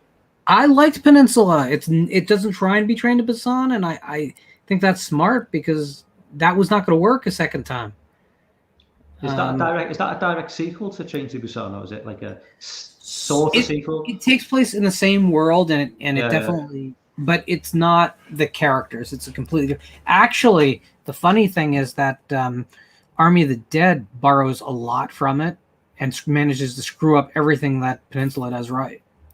Yeah. It's a heist movie inside a zombie wasteland with a ticking clock. I mean, there's a lot there, but it's pretty intense, and it does manage to evoke feelings, just not the same set of feelings from the first film. I looked it up. Adam Wingard. Excuse me? Adam Wingard. Adam Wingard is correct. Yeah. So, Why are there no pre-orders on the Girlfriend from Hell disc yet? It's starting to get frustrating. Dan's trying to do 3 shows at one go. he's in our chat. He should actually be live on 3 shows at the same time. Come on, Dan. Stop being a pussy. Lorne, I tagged you on Twitter. Somebody uploaded a Ghostwatch video, like a 40-minute Ghostwatch video on YouTube. I've tagged you in on Twitter. It's well worth a watch. I got the alert about it. I was at work, so I couldn't watch it. Yeah, it's really good. Really, really good. English guy, so he sounds like he's sort of similar age to me, but he goes into a bit of a deep dive on the whole thing. It's like a 40-minute video. Really, really, really good. Listen, I've been the one promoting that movie over here for a long time. But keep promoting. Thanks. Listen. The tape trading days informed how I look at things a lot. Like I went from VHS tapes as a kid to that. I went from VHS broadcasts as a kid to VHS collecting, and you have to open up your mind. You have to take chances, and you got to get burned. Yeah. I mean, you got to see some really bad crap, but you'll uncover great stuff. And I just feel like we play too careful, too easy, too often. Like, it's great that we're all going to go see Antlers this weekend, right? I've just, we've just, well, I was talking about it earlier Yeah, I'm gonna on. go see it. Have you seen the reviews are kind of? I don't care. No, it's actually quite reassuring. Rotten Tomatoes have only got critics reviews, and it's sitting at 66%, which I actually think is quite promising, because sometimes with Rotten Tomatoes, if it's sitting at like the high 90s, they've usually got an agenda why they've given it. If you look at, like, sometimes with Rotten Tomatoes, like I said this earlier on, if Rotten Tomatoes is given something like a 95%, the user review is quite often like 30%. They're so out to see, with what the general populace think. They're sitting at 66%, which leads me to think that maybe we're actually getting some realistic, genuine reviews coming from the mainstream media who are not going like with an agenda, and they're just giving it their honest thoughts. So 66% is actually maybe. I don't know. Rotten Tomatoes lost me when Hereditary came out, and for the first month it was out, it was sitting at a 12%. Now it's up to an 87%. Yeah. So how does that happen, huh? For a wide release film, I feel some small indie thing that barely anyone saw, that would be one thing, but it was a wide release film. And Empty Man has had kind of that same pattern, whereas when it came out, it was pretty trashed by the Rotten Tomatoes aggregate score, and now it has kind of risen, not that much as Hereditary, but it has risen. I think there's like popular waves to Rotten Tomatoes, which kind of bothers me. The film doesn't change, so are people changing because they're reading other people's reviews and echoing them? Probably. Well, that's not cool. I don't bother with reviews. I try and see everything that comes out theatrically in theaters. I fail, but I try, and I do that because you never know what's going to be good. It's just like buying and trading old tapes of Japanese laser discs and Australian cable broadcasts, and however you could. The longest version of Deep Red in the world came off of a New Zealand broadcast, and someone has a tape of it. Those days kind of just opened me up, and I once you get a taste for those rare treats that you'd never have found, you never go back to just surviving on a diet of, hey, can we watch Night of the Creeps again? Love Night of the Creeps, but do I need to watch that film every year of my life for the rest of my life? Probably not. That was the thing I was thinking of the other night when I was watching some horror movies I've seen, and movies in general I've seen over and over. It's like, I just feel like I get this bad, I don't know why, but I've just getting this bad feeling. It's like I'm wasting my time by rewatching the same stuff. Even if it's a movie I love or like, I still get this weird feeling like you should be watching something new. So I don't know, that maybe that's just my subconscious telling me I'm being an idiot. Lauren, I know you've been like championing like some like Indian horror and like Indonesian horror. Where would we find the stuff? Like how? And it's not just a case of where do you find it. How do I know that I'm gonna get I don't want dubbed. I want subtitles, and there's different variation. I mean, how do I know that I'm gonna get the genuine article? Because I wouldn't have a. So the I good wouldn't even know news where to look. I wouldn't even know where to begin to look for these sort of films. For Indonesian cinema, I especially in the horror genre, I'd recommend just trolling YouTube, because you will find entire films uploaded. Same thing with Turkish cinema. Turkish cinema is almost entirely a YouTube phenomenon. There's one seller on eBay that's been making films available to people. Of course, gray market for that is of the Turkish stuff. And he's out of Florida, and he's a really reliable source. Since he's the only one out there, everyone, if you want, like, if you want the 3-letter films, or if you want the 6-gen films, go just search eBay. You'll find him. He's awesome. But for Indian films, the good news is this. Because Indian cinema is so tightly controlled as an industry, there aren't cut versions. Just doesn't exist. And they don't dub into English. Although, especially if it's a Hindi speaking film, a lot of dialogue will be in English because there's a lot of phrases that have just been adopted in total into the society. So they'll be speaking Hindi and then there'll be like an entire sentence in English. And that's just how the language is working in modern culture. So subs mostly are available because here's the thing. England has played a huge role in making Indian cinema available in English, much more than America, because there's such a huge Indian population in the metropolitan areas around England, as you know, that there's a lot of work put into making sure that the transplant community has access. So the problem is physical media is basically dead in India. So you can go to third nations for it. You'll find, for instance, there's Australian discs of certain titles. There's a lot of African nations that have some Indian films available. Actually, I have an Egyptian disc of a title. And because of the exchange rates, it's all pretty cheap, which is the good news. But you do have to work for this stuff. Alternatively, and please no one send me any requests when I say this, there are private YouTube groups that share links to unlisted and private videos of films that can't be just openly listed on the site. And if you can get into those circles and start communicating with people, it's amazing what's available to you. But in services, I'm a big fan of Z5. I think they're a great service if you like Indian cinema. If you like, if you're looking more for the Indonesian or Turkish stuff, I would just troll YouTube and be very creative with how you search for things. You may have to search for an actor's name instead of the title of the film. That might get you better results. Because sometimes the titles will be spelled backwards and all kinds of nonsense. So that was a really long answer to a very simple question. No. On the same sort of sticking on the same subject. The next Duel video, I Start Counting is one of the films, right? It is.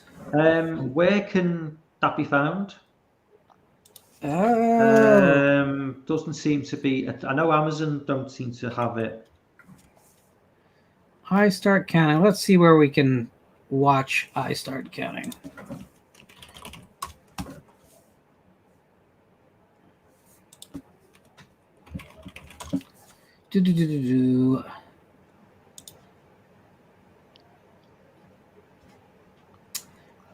You are correct that Amazon does not have it.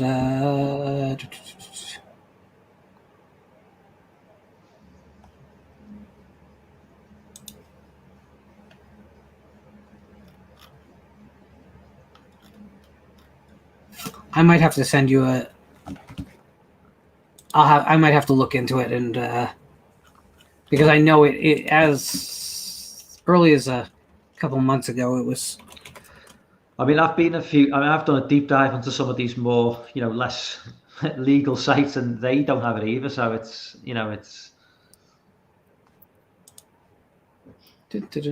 Was there a DVD? There's a Blu-ray of it.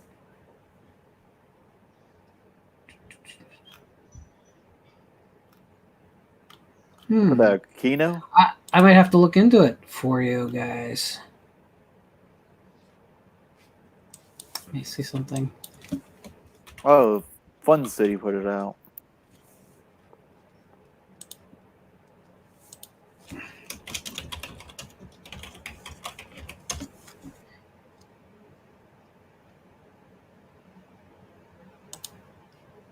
It looks interesting. I mean, oh, it's amazing film. It's an amazing film. Yeah, I mean, Jesus.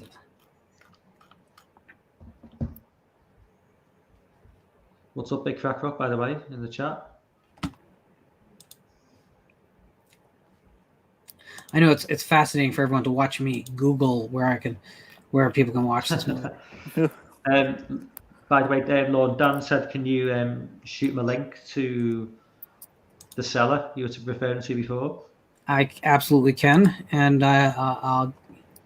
I think Big Crack Rock's tried to do that, but would I need to make him a...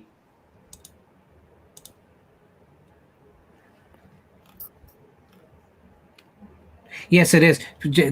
Big Crack Rock, that is indeed The Cellar. Oh, Jesus. I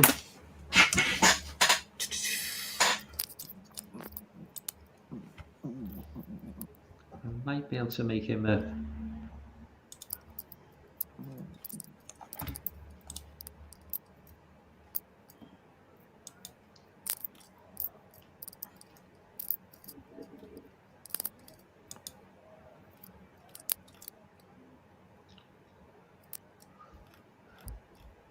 Big Crack Rock, if you're on the chat, I've made you a moderator, so you might be able to share that link, if that's how this works on YouTube. Okay, the entire movie, I start counting in its entirety, is available on Dailymotion. Okay. There you go. Is it in one video, or because Dailymotion tends to chop? It's always in two. Yeah. But it's there. That's okay. It's not the quality of the Blu-ray, but You can see it. well, after you watch it online, you will want to buy the movie. Well, if it's half as good as See No Evil, then I'm sold. Because love that film. Yeah. Not the one with Kane. We always have to specify that now, don't we? we shouldn't really have to specify, but So, we do. Lauren, you didn't answer this on Twitter just yet, but what do you think of? I don't know if you saw those William Castle films I mentioned. You saw The Tingler was one of them, right? Yeah. Love The Tingler. It's schlock, but it's awesome schlock. What else did you put down there? Was Dr. Sardonicus on there? Nightwalker and Straight Jacket, the Robert Bloch ones. I don't think I've ever seen Nightwalker. Yeah. Straight Jacket, that's a Betty Davis vehicle. It's okay. It's okay. It's same with I Know What You Did or I Saw What You Did. Oh, I Saw What You Did. Actually, I Saw What You Did. The television version is the one to search out of that because it's a half hour longer. It's a fun movie. It's freaking Scooby Doo, but it's yeah. I've only seen 13 Ghosts and House on Haunted Hill from Castle. I think Dr. Sardonicus is actually what you should probably search out. I think you'll enjoy that because it's big and it's over the top and it's loud, but you'll enjoy it. Is House on Haunted Hill the original? Because I love the remake. Hate the remake of 13 Ghosts, but I'm with you. Yeah. But does anybody else think that the remake of House on Haunted Hill is just a great film? Until the end, until the CGI black ghost at the end, which doesn't work at all. But up to that point, Jeffrey Rush is a great stand-in for Vincent Price. I thought film. I think it's genuinely quite a creepy film, and I think it's a lot of fun. I think it's a lot of fun. 13 Ghosts is just that seems to have gotten That's a the lot word. of love. I hate that film. Now, I know, Lauren, you mentioned Vampires is the worst edited film. 13 Oh, Ghosts is 1,000 times worse editing than anything I've ever seen. That movie is so atrociously edited. Well, it's over edited, but the thing about Vampires is that there's all these time shift edits, whereas like an action begins and we cut to a different viewpoint and we start back earlier. And I hate that stuff. I think it's as pretentious as any indie film crap. And it certainly doesn't belong in a John Carpenter film. James Woods in that film is just unbearable, I think, in Vampires. It's not good. He's so annoying. So I enjoy the film. I can watch it. He's so over the Although- top. It's just like Although I need to read the Stakely novel. I need to read it because I know it's after the massacre at the hotel. It's Carpenter says himself. He said he completely changed the story. Yeah, there's themes that remain, but the story is different. But the biggest problem with that is that the novel is about the church becoming corrupted by this kind of money for dead vampire like industry. That's why the title of it's supposed to, the final S is supposed to be a $. That's why the film, that original story, would be a little too taboo for mainstream. It's weird because today I don't think there would be anyone raising their eyebrows, but at the time, Mid-90s. yeah. Brilliant, yeah. So let me ask you, if you're talking foreign horror, have either of you seen the movie Sick Nurses? no. No. This is my heaviest recommendation for just the most bizarre, extreme. It's this Thai film, and it is unreal how. Okay, I'll just to give you an idea. Is it 2007? Yeah. So Yeah, there's a I'll make scene those, where there's a scene where a fetus in a jar becomes possessed, leaps out of its bottle that it's being stored in, and it's into a woman's mouth and chokes her to death from inside her mouth. But here's the thing: it's not like some like grainy, badly shot. It's like a really well-made film. Sick Nurses is awesome, like beginning to end, just awesome. I'll wrap things up soon because we're getting towards 2.5 hours. I just wanted your opinions on, because I've been going back through some like the sort of like mid-70s horror. I won't spend too long talking about Burnt Offerings with Oliver Reed because that film was I was going to bring that one up. a little. But Alice Sweet Alice, first time watch for me. Really That's a enjoyed great it. film. Yeah, it's just escaped my attention all this time. And the creepiest paedophile I've ever seen in movies, the big massive fat guy who's like, Oh yeah, he was a disgusting human being he was in that film. Holy shit! Freddy's Dead ripped that off. Oh I'm saying it god. now. Yeah, really enjoyed. I really enjoyed Alice Sweet Alice. Really enjoyed that film. Yeah, it's a great film. Great. It's a great film. Now you gotta watch what's the haunting of there's the haunting of. Do you seen the haunting of Julia? Full Circle. No. You know what? Why is that name? Why is that title has been in my head in the last few days? It's because Lauren pimps it out, and I'll pimp it out now. Freaking love that. You know what? Lord, have I been watching a video in the last couple of days where you've been promoting that film? Not in the last few days, I don't think. But if I've been watching a YouTube video where for the last 5 years you've been promoting that film, because that film is. I haven't been on YouTube for 5 years, dude. It might have been such. You know what? I love Haunting of Julia / Full Circle. I know what it is. I revisited the Sausage Factory episode. I think when you were promoting Ghostwatch, I think you might have promoted the same film. It's possible. I went back to. We were talking last night about Ghostwatch. I went back to the Sausage Factory episode. We're trying to find the episode where you were talking about Halloween recommendations, and I think you mentioned the Haunting of Julia in the same. What's the best thing about that episode is that like they're staring at me like I'm a space alien with these. It's great. It's like I really think you should go out of your comfort zone and watch the Burning. The Burning. Yeah. And I'm yeah, well, if you go back to 1937. Oh boy. I've literally got it on IMDb ready to watch. Haunting of Julia. Yeah, because she. It's slow. Just keep in mind, it is not. I literally added it today on my watch list because I went back to that Sausage Factory video, and you described it as the scariest film ever made. I think so. Yeah. Yeah. I legitimately think it is. No. It leans into disturbing on a deeply psychological level that I think just works better than anything else. No, that based is on a Peter's- film that has deeper meaning. Yeah. Meanings to it. Now Ben is just playing up to me. So That's you know all. about also watch Mah Hakal. Hakal. It's the Indian Nightmare on Elm Street ripoff. Okay.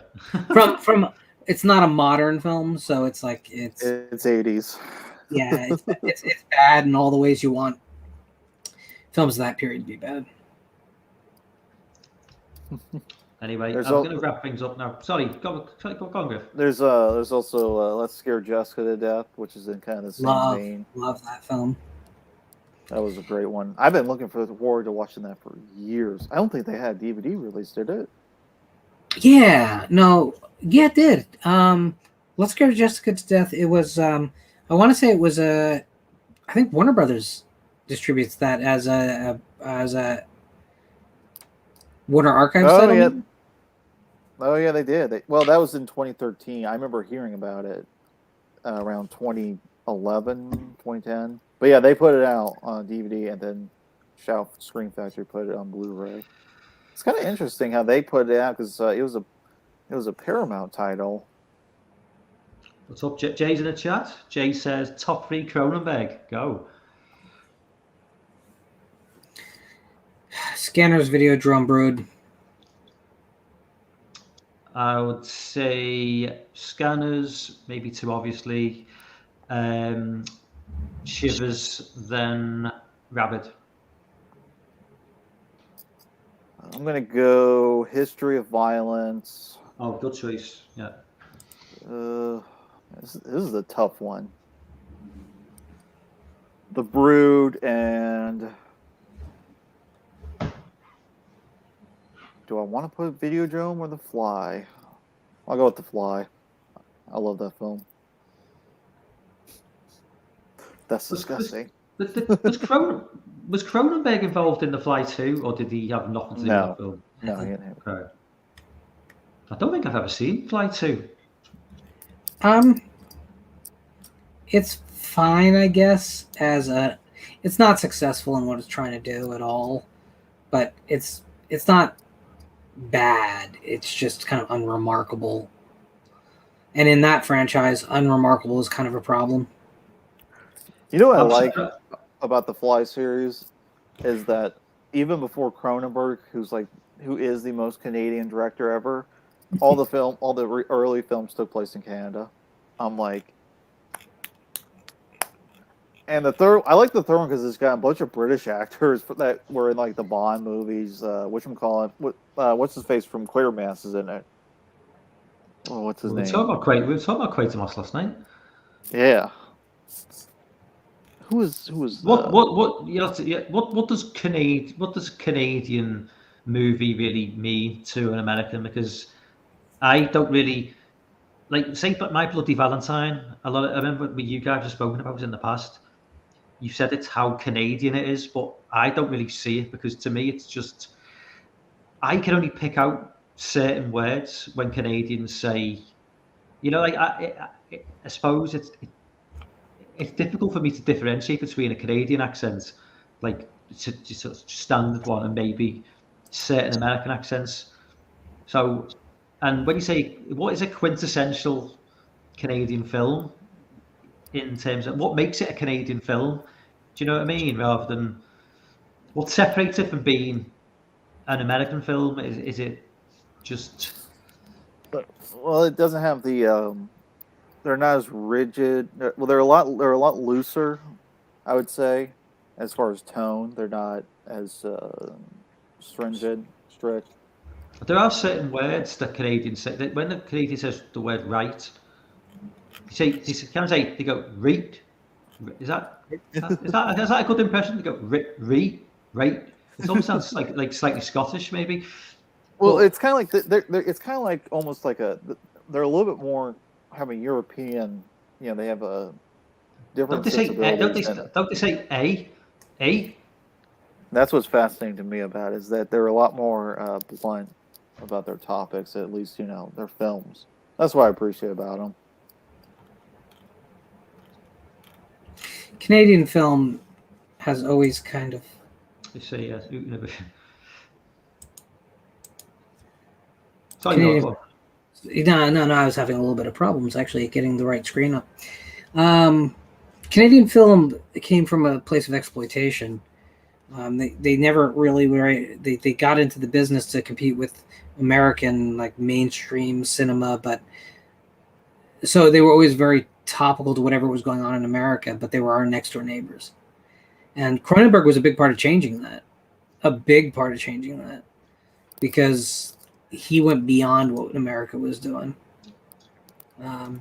You can tell. I mean, Canadian films culturally are close to American films, but they're all it's just a different attitude.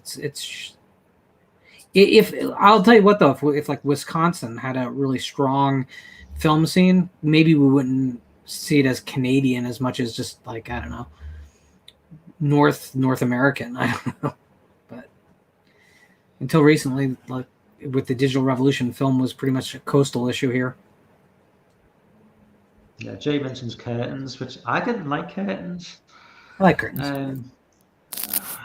I like the mask. I like the kill on the ice. I like the setting. The setting was unusual. It was slightly different from the norm, but I just felt it was slow paced, and I don't know. It didn't really do for me, but I thought quite a few of those early '80s slasher films for me have got pacing issues. Like Graduation Day and Final Exam, possibly. Final Exam, aka Bring a Pillow. It's like a good 60 minutes before anything happens. or The Forest, a movie that's literally a travel documentary of a couple kids in the woods before finally something happens. The Final Terror as well. The Final Terror as well is the Final Terror. Yeah. From like 80. God, that was a hard one to get through. It's like a poor man's. I mean, I love. What's the 1981 film? George Kennedy. George Kennedy was everything in 1981. That's Ghost Ship. Just Until Dawn. Death Ship. No, Just Until Dawn. Okay. Oh, Just Until Dawn. Yeah, love Just Until Dawn, but Final Terror. Jeez. Wait Until Dawn. Oh, Wait Until Dawn. Sorry. There's stakes in the chat. Lorne, no thank you. He's not interested in watching because I'm here.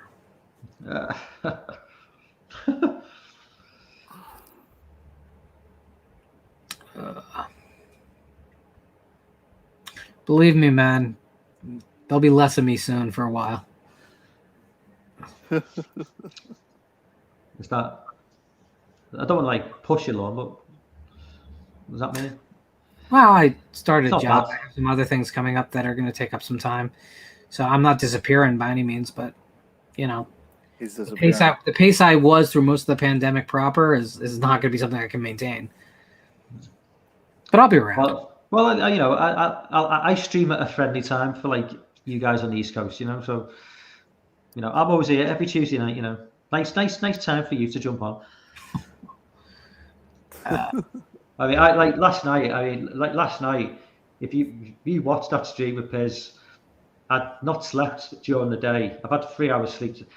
I was just yawning constantly. Like 3 o'clock in the morning, I got to sleep, and then I was up at 7. So I've had 4 hours sleep. Luckily, I got 3 hours sleep before, because this stream would not be happening tonight if I hadn't managed to get 3 hours sleep. Holy shit! Like I'm so Piz's streams. I'm so tired.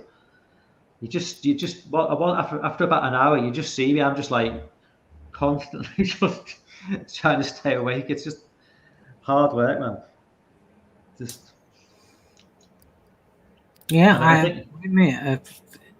It's tough even if you don't have an ocean and 5 hours of time travel to deal with. I can't do it. I mean, like I was watching this back in spring when people were going on the air at 1 o'clock in the morning and go until 6 in the morning. I can't do that stuff. Yeah. I mean, it's not even age really. I just can't do that stuff. So what Jay streams for like 4 or 5 hours sometimes. I'm like, how the hell? Hey, I just can't do that. I got Lost Cunningham just drank for 8 hours. That was 3 Mountain Dews, baby. 3 Monster energy drinks. I was so chatty. Where's Tim? I haven't seen Timmy for a long. Where's Timmy gone?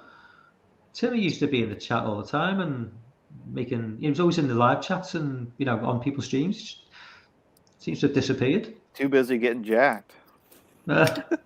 Or reading. That is a muscular, petite but muscular man. I think he's too busy reading. I'm sure.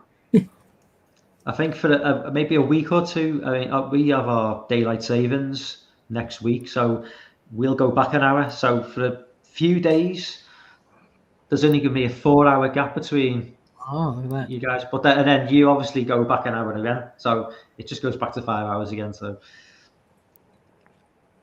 when do your clocks go back? Because ours go back on Sunday night. Yeah, it's Sunday night at 1 a.m. Oh, so it's the same time. I thought it might have been.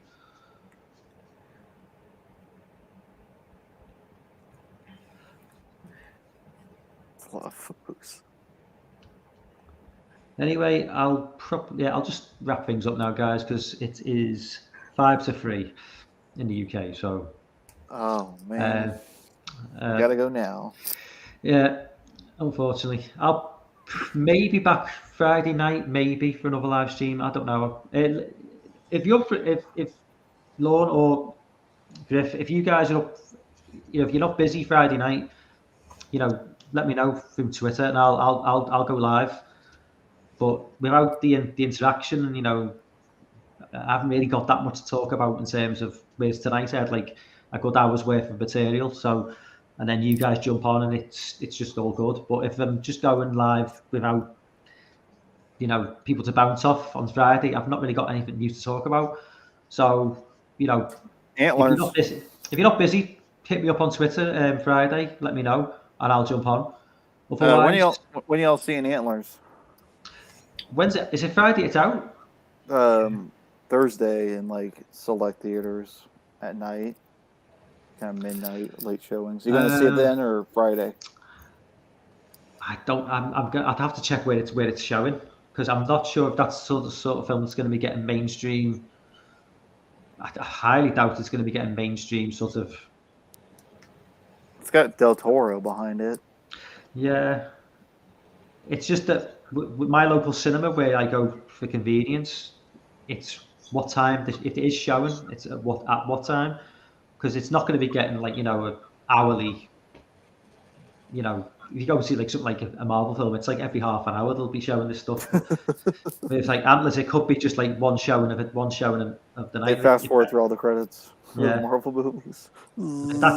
If that time doesn't fit with me, then I won't be seeing it Friday. Okay. But I'm gonna try to see it. Definitely by Saturday. I try and see it when I can, but I'm kind of at the mercy of other things. So. Fucking what? The real world. Oh God! It still existed on the other side of pandemic world. Damn. All right. All right, guys. Anyway, thanks for jumping on. It was great talking with y'all. No problem, guys. I will see you later. Thanks for everyone in the chat. I will see you guys, if not Friday, then next Tuesday. Later.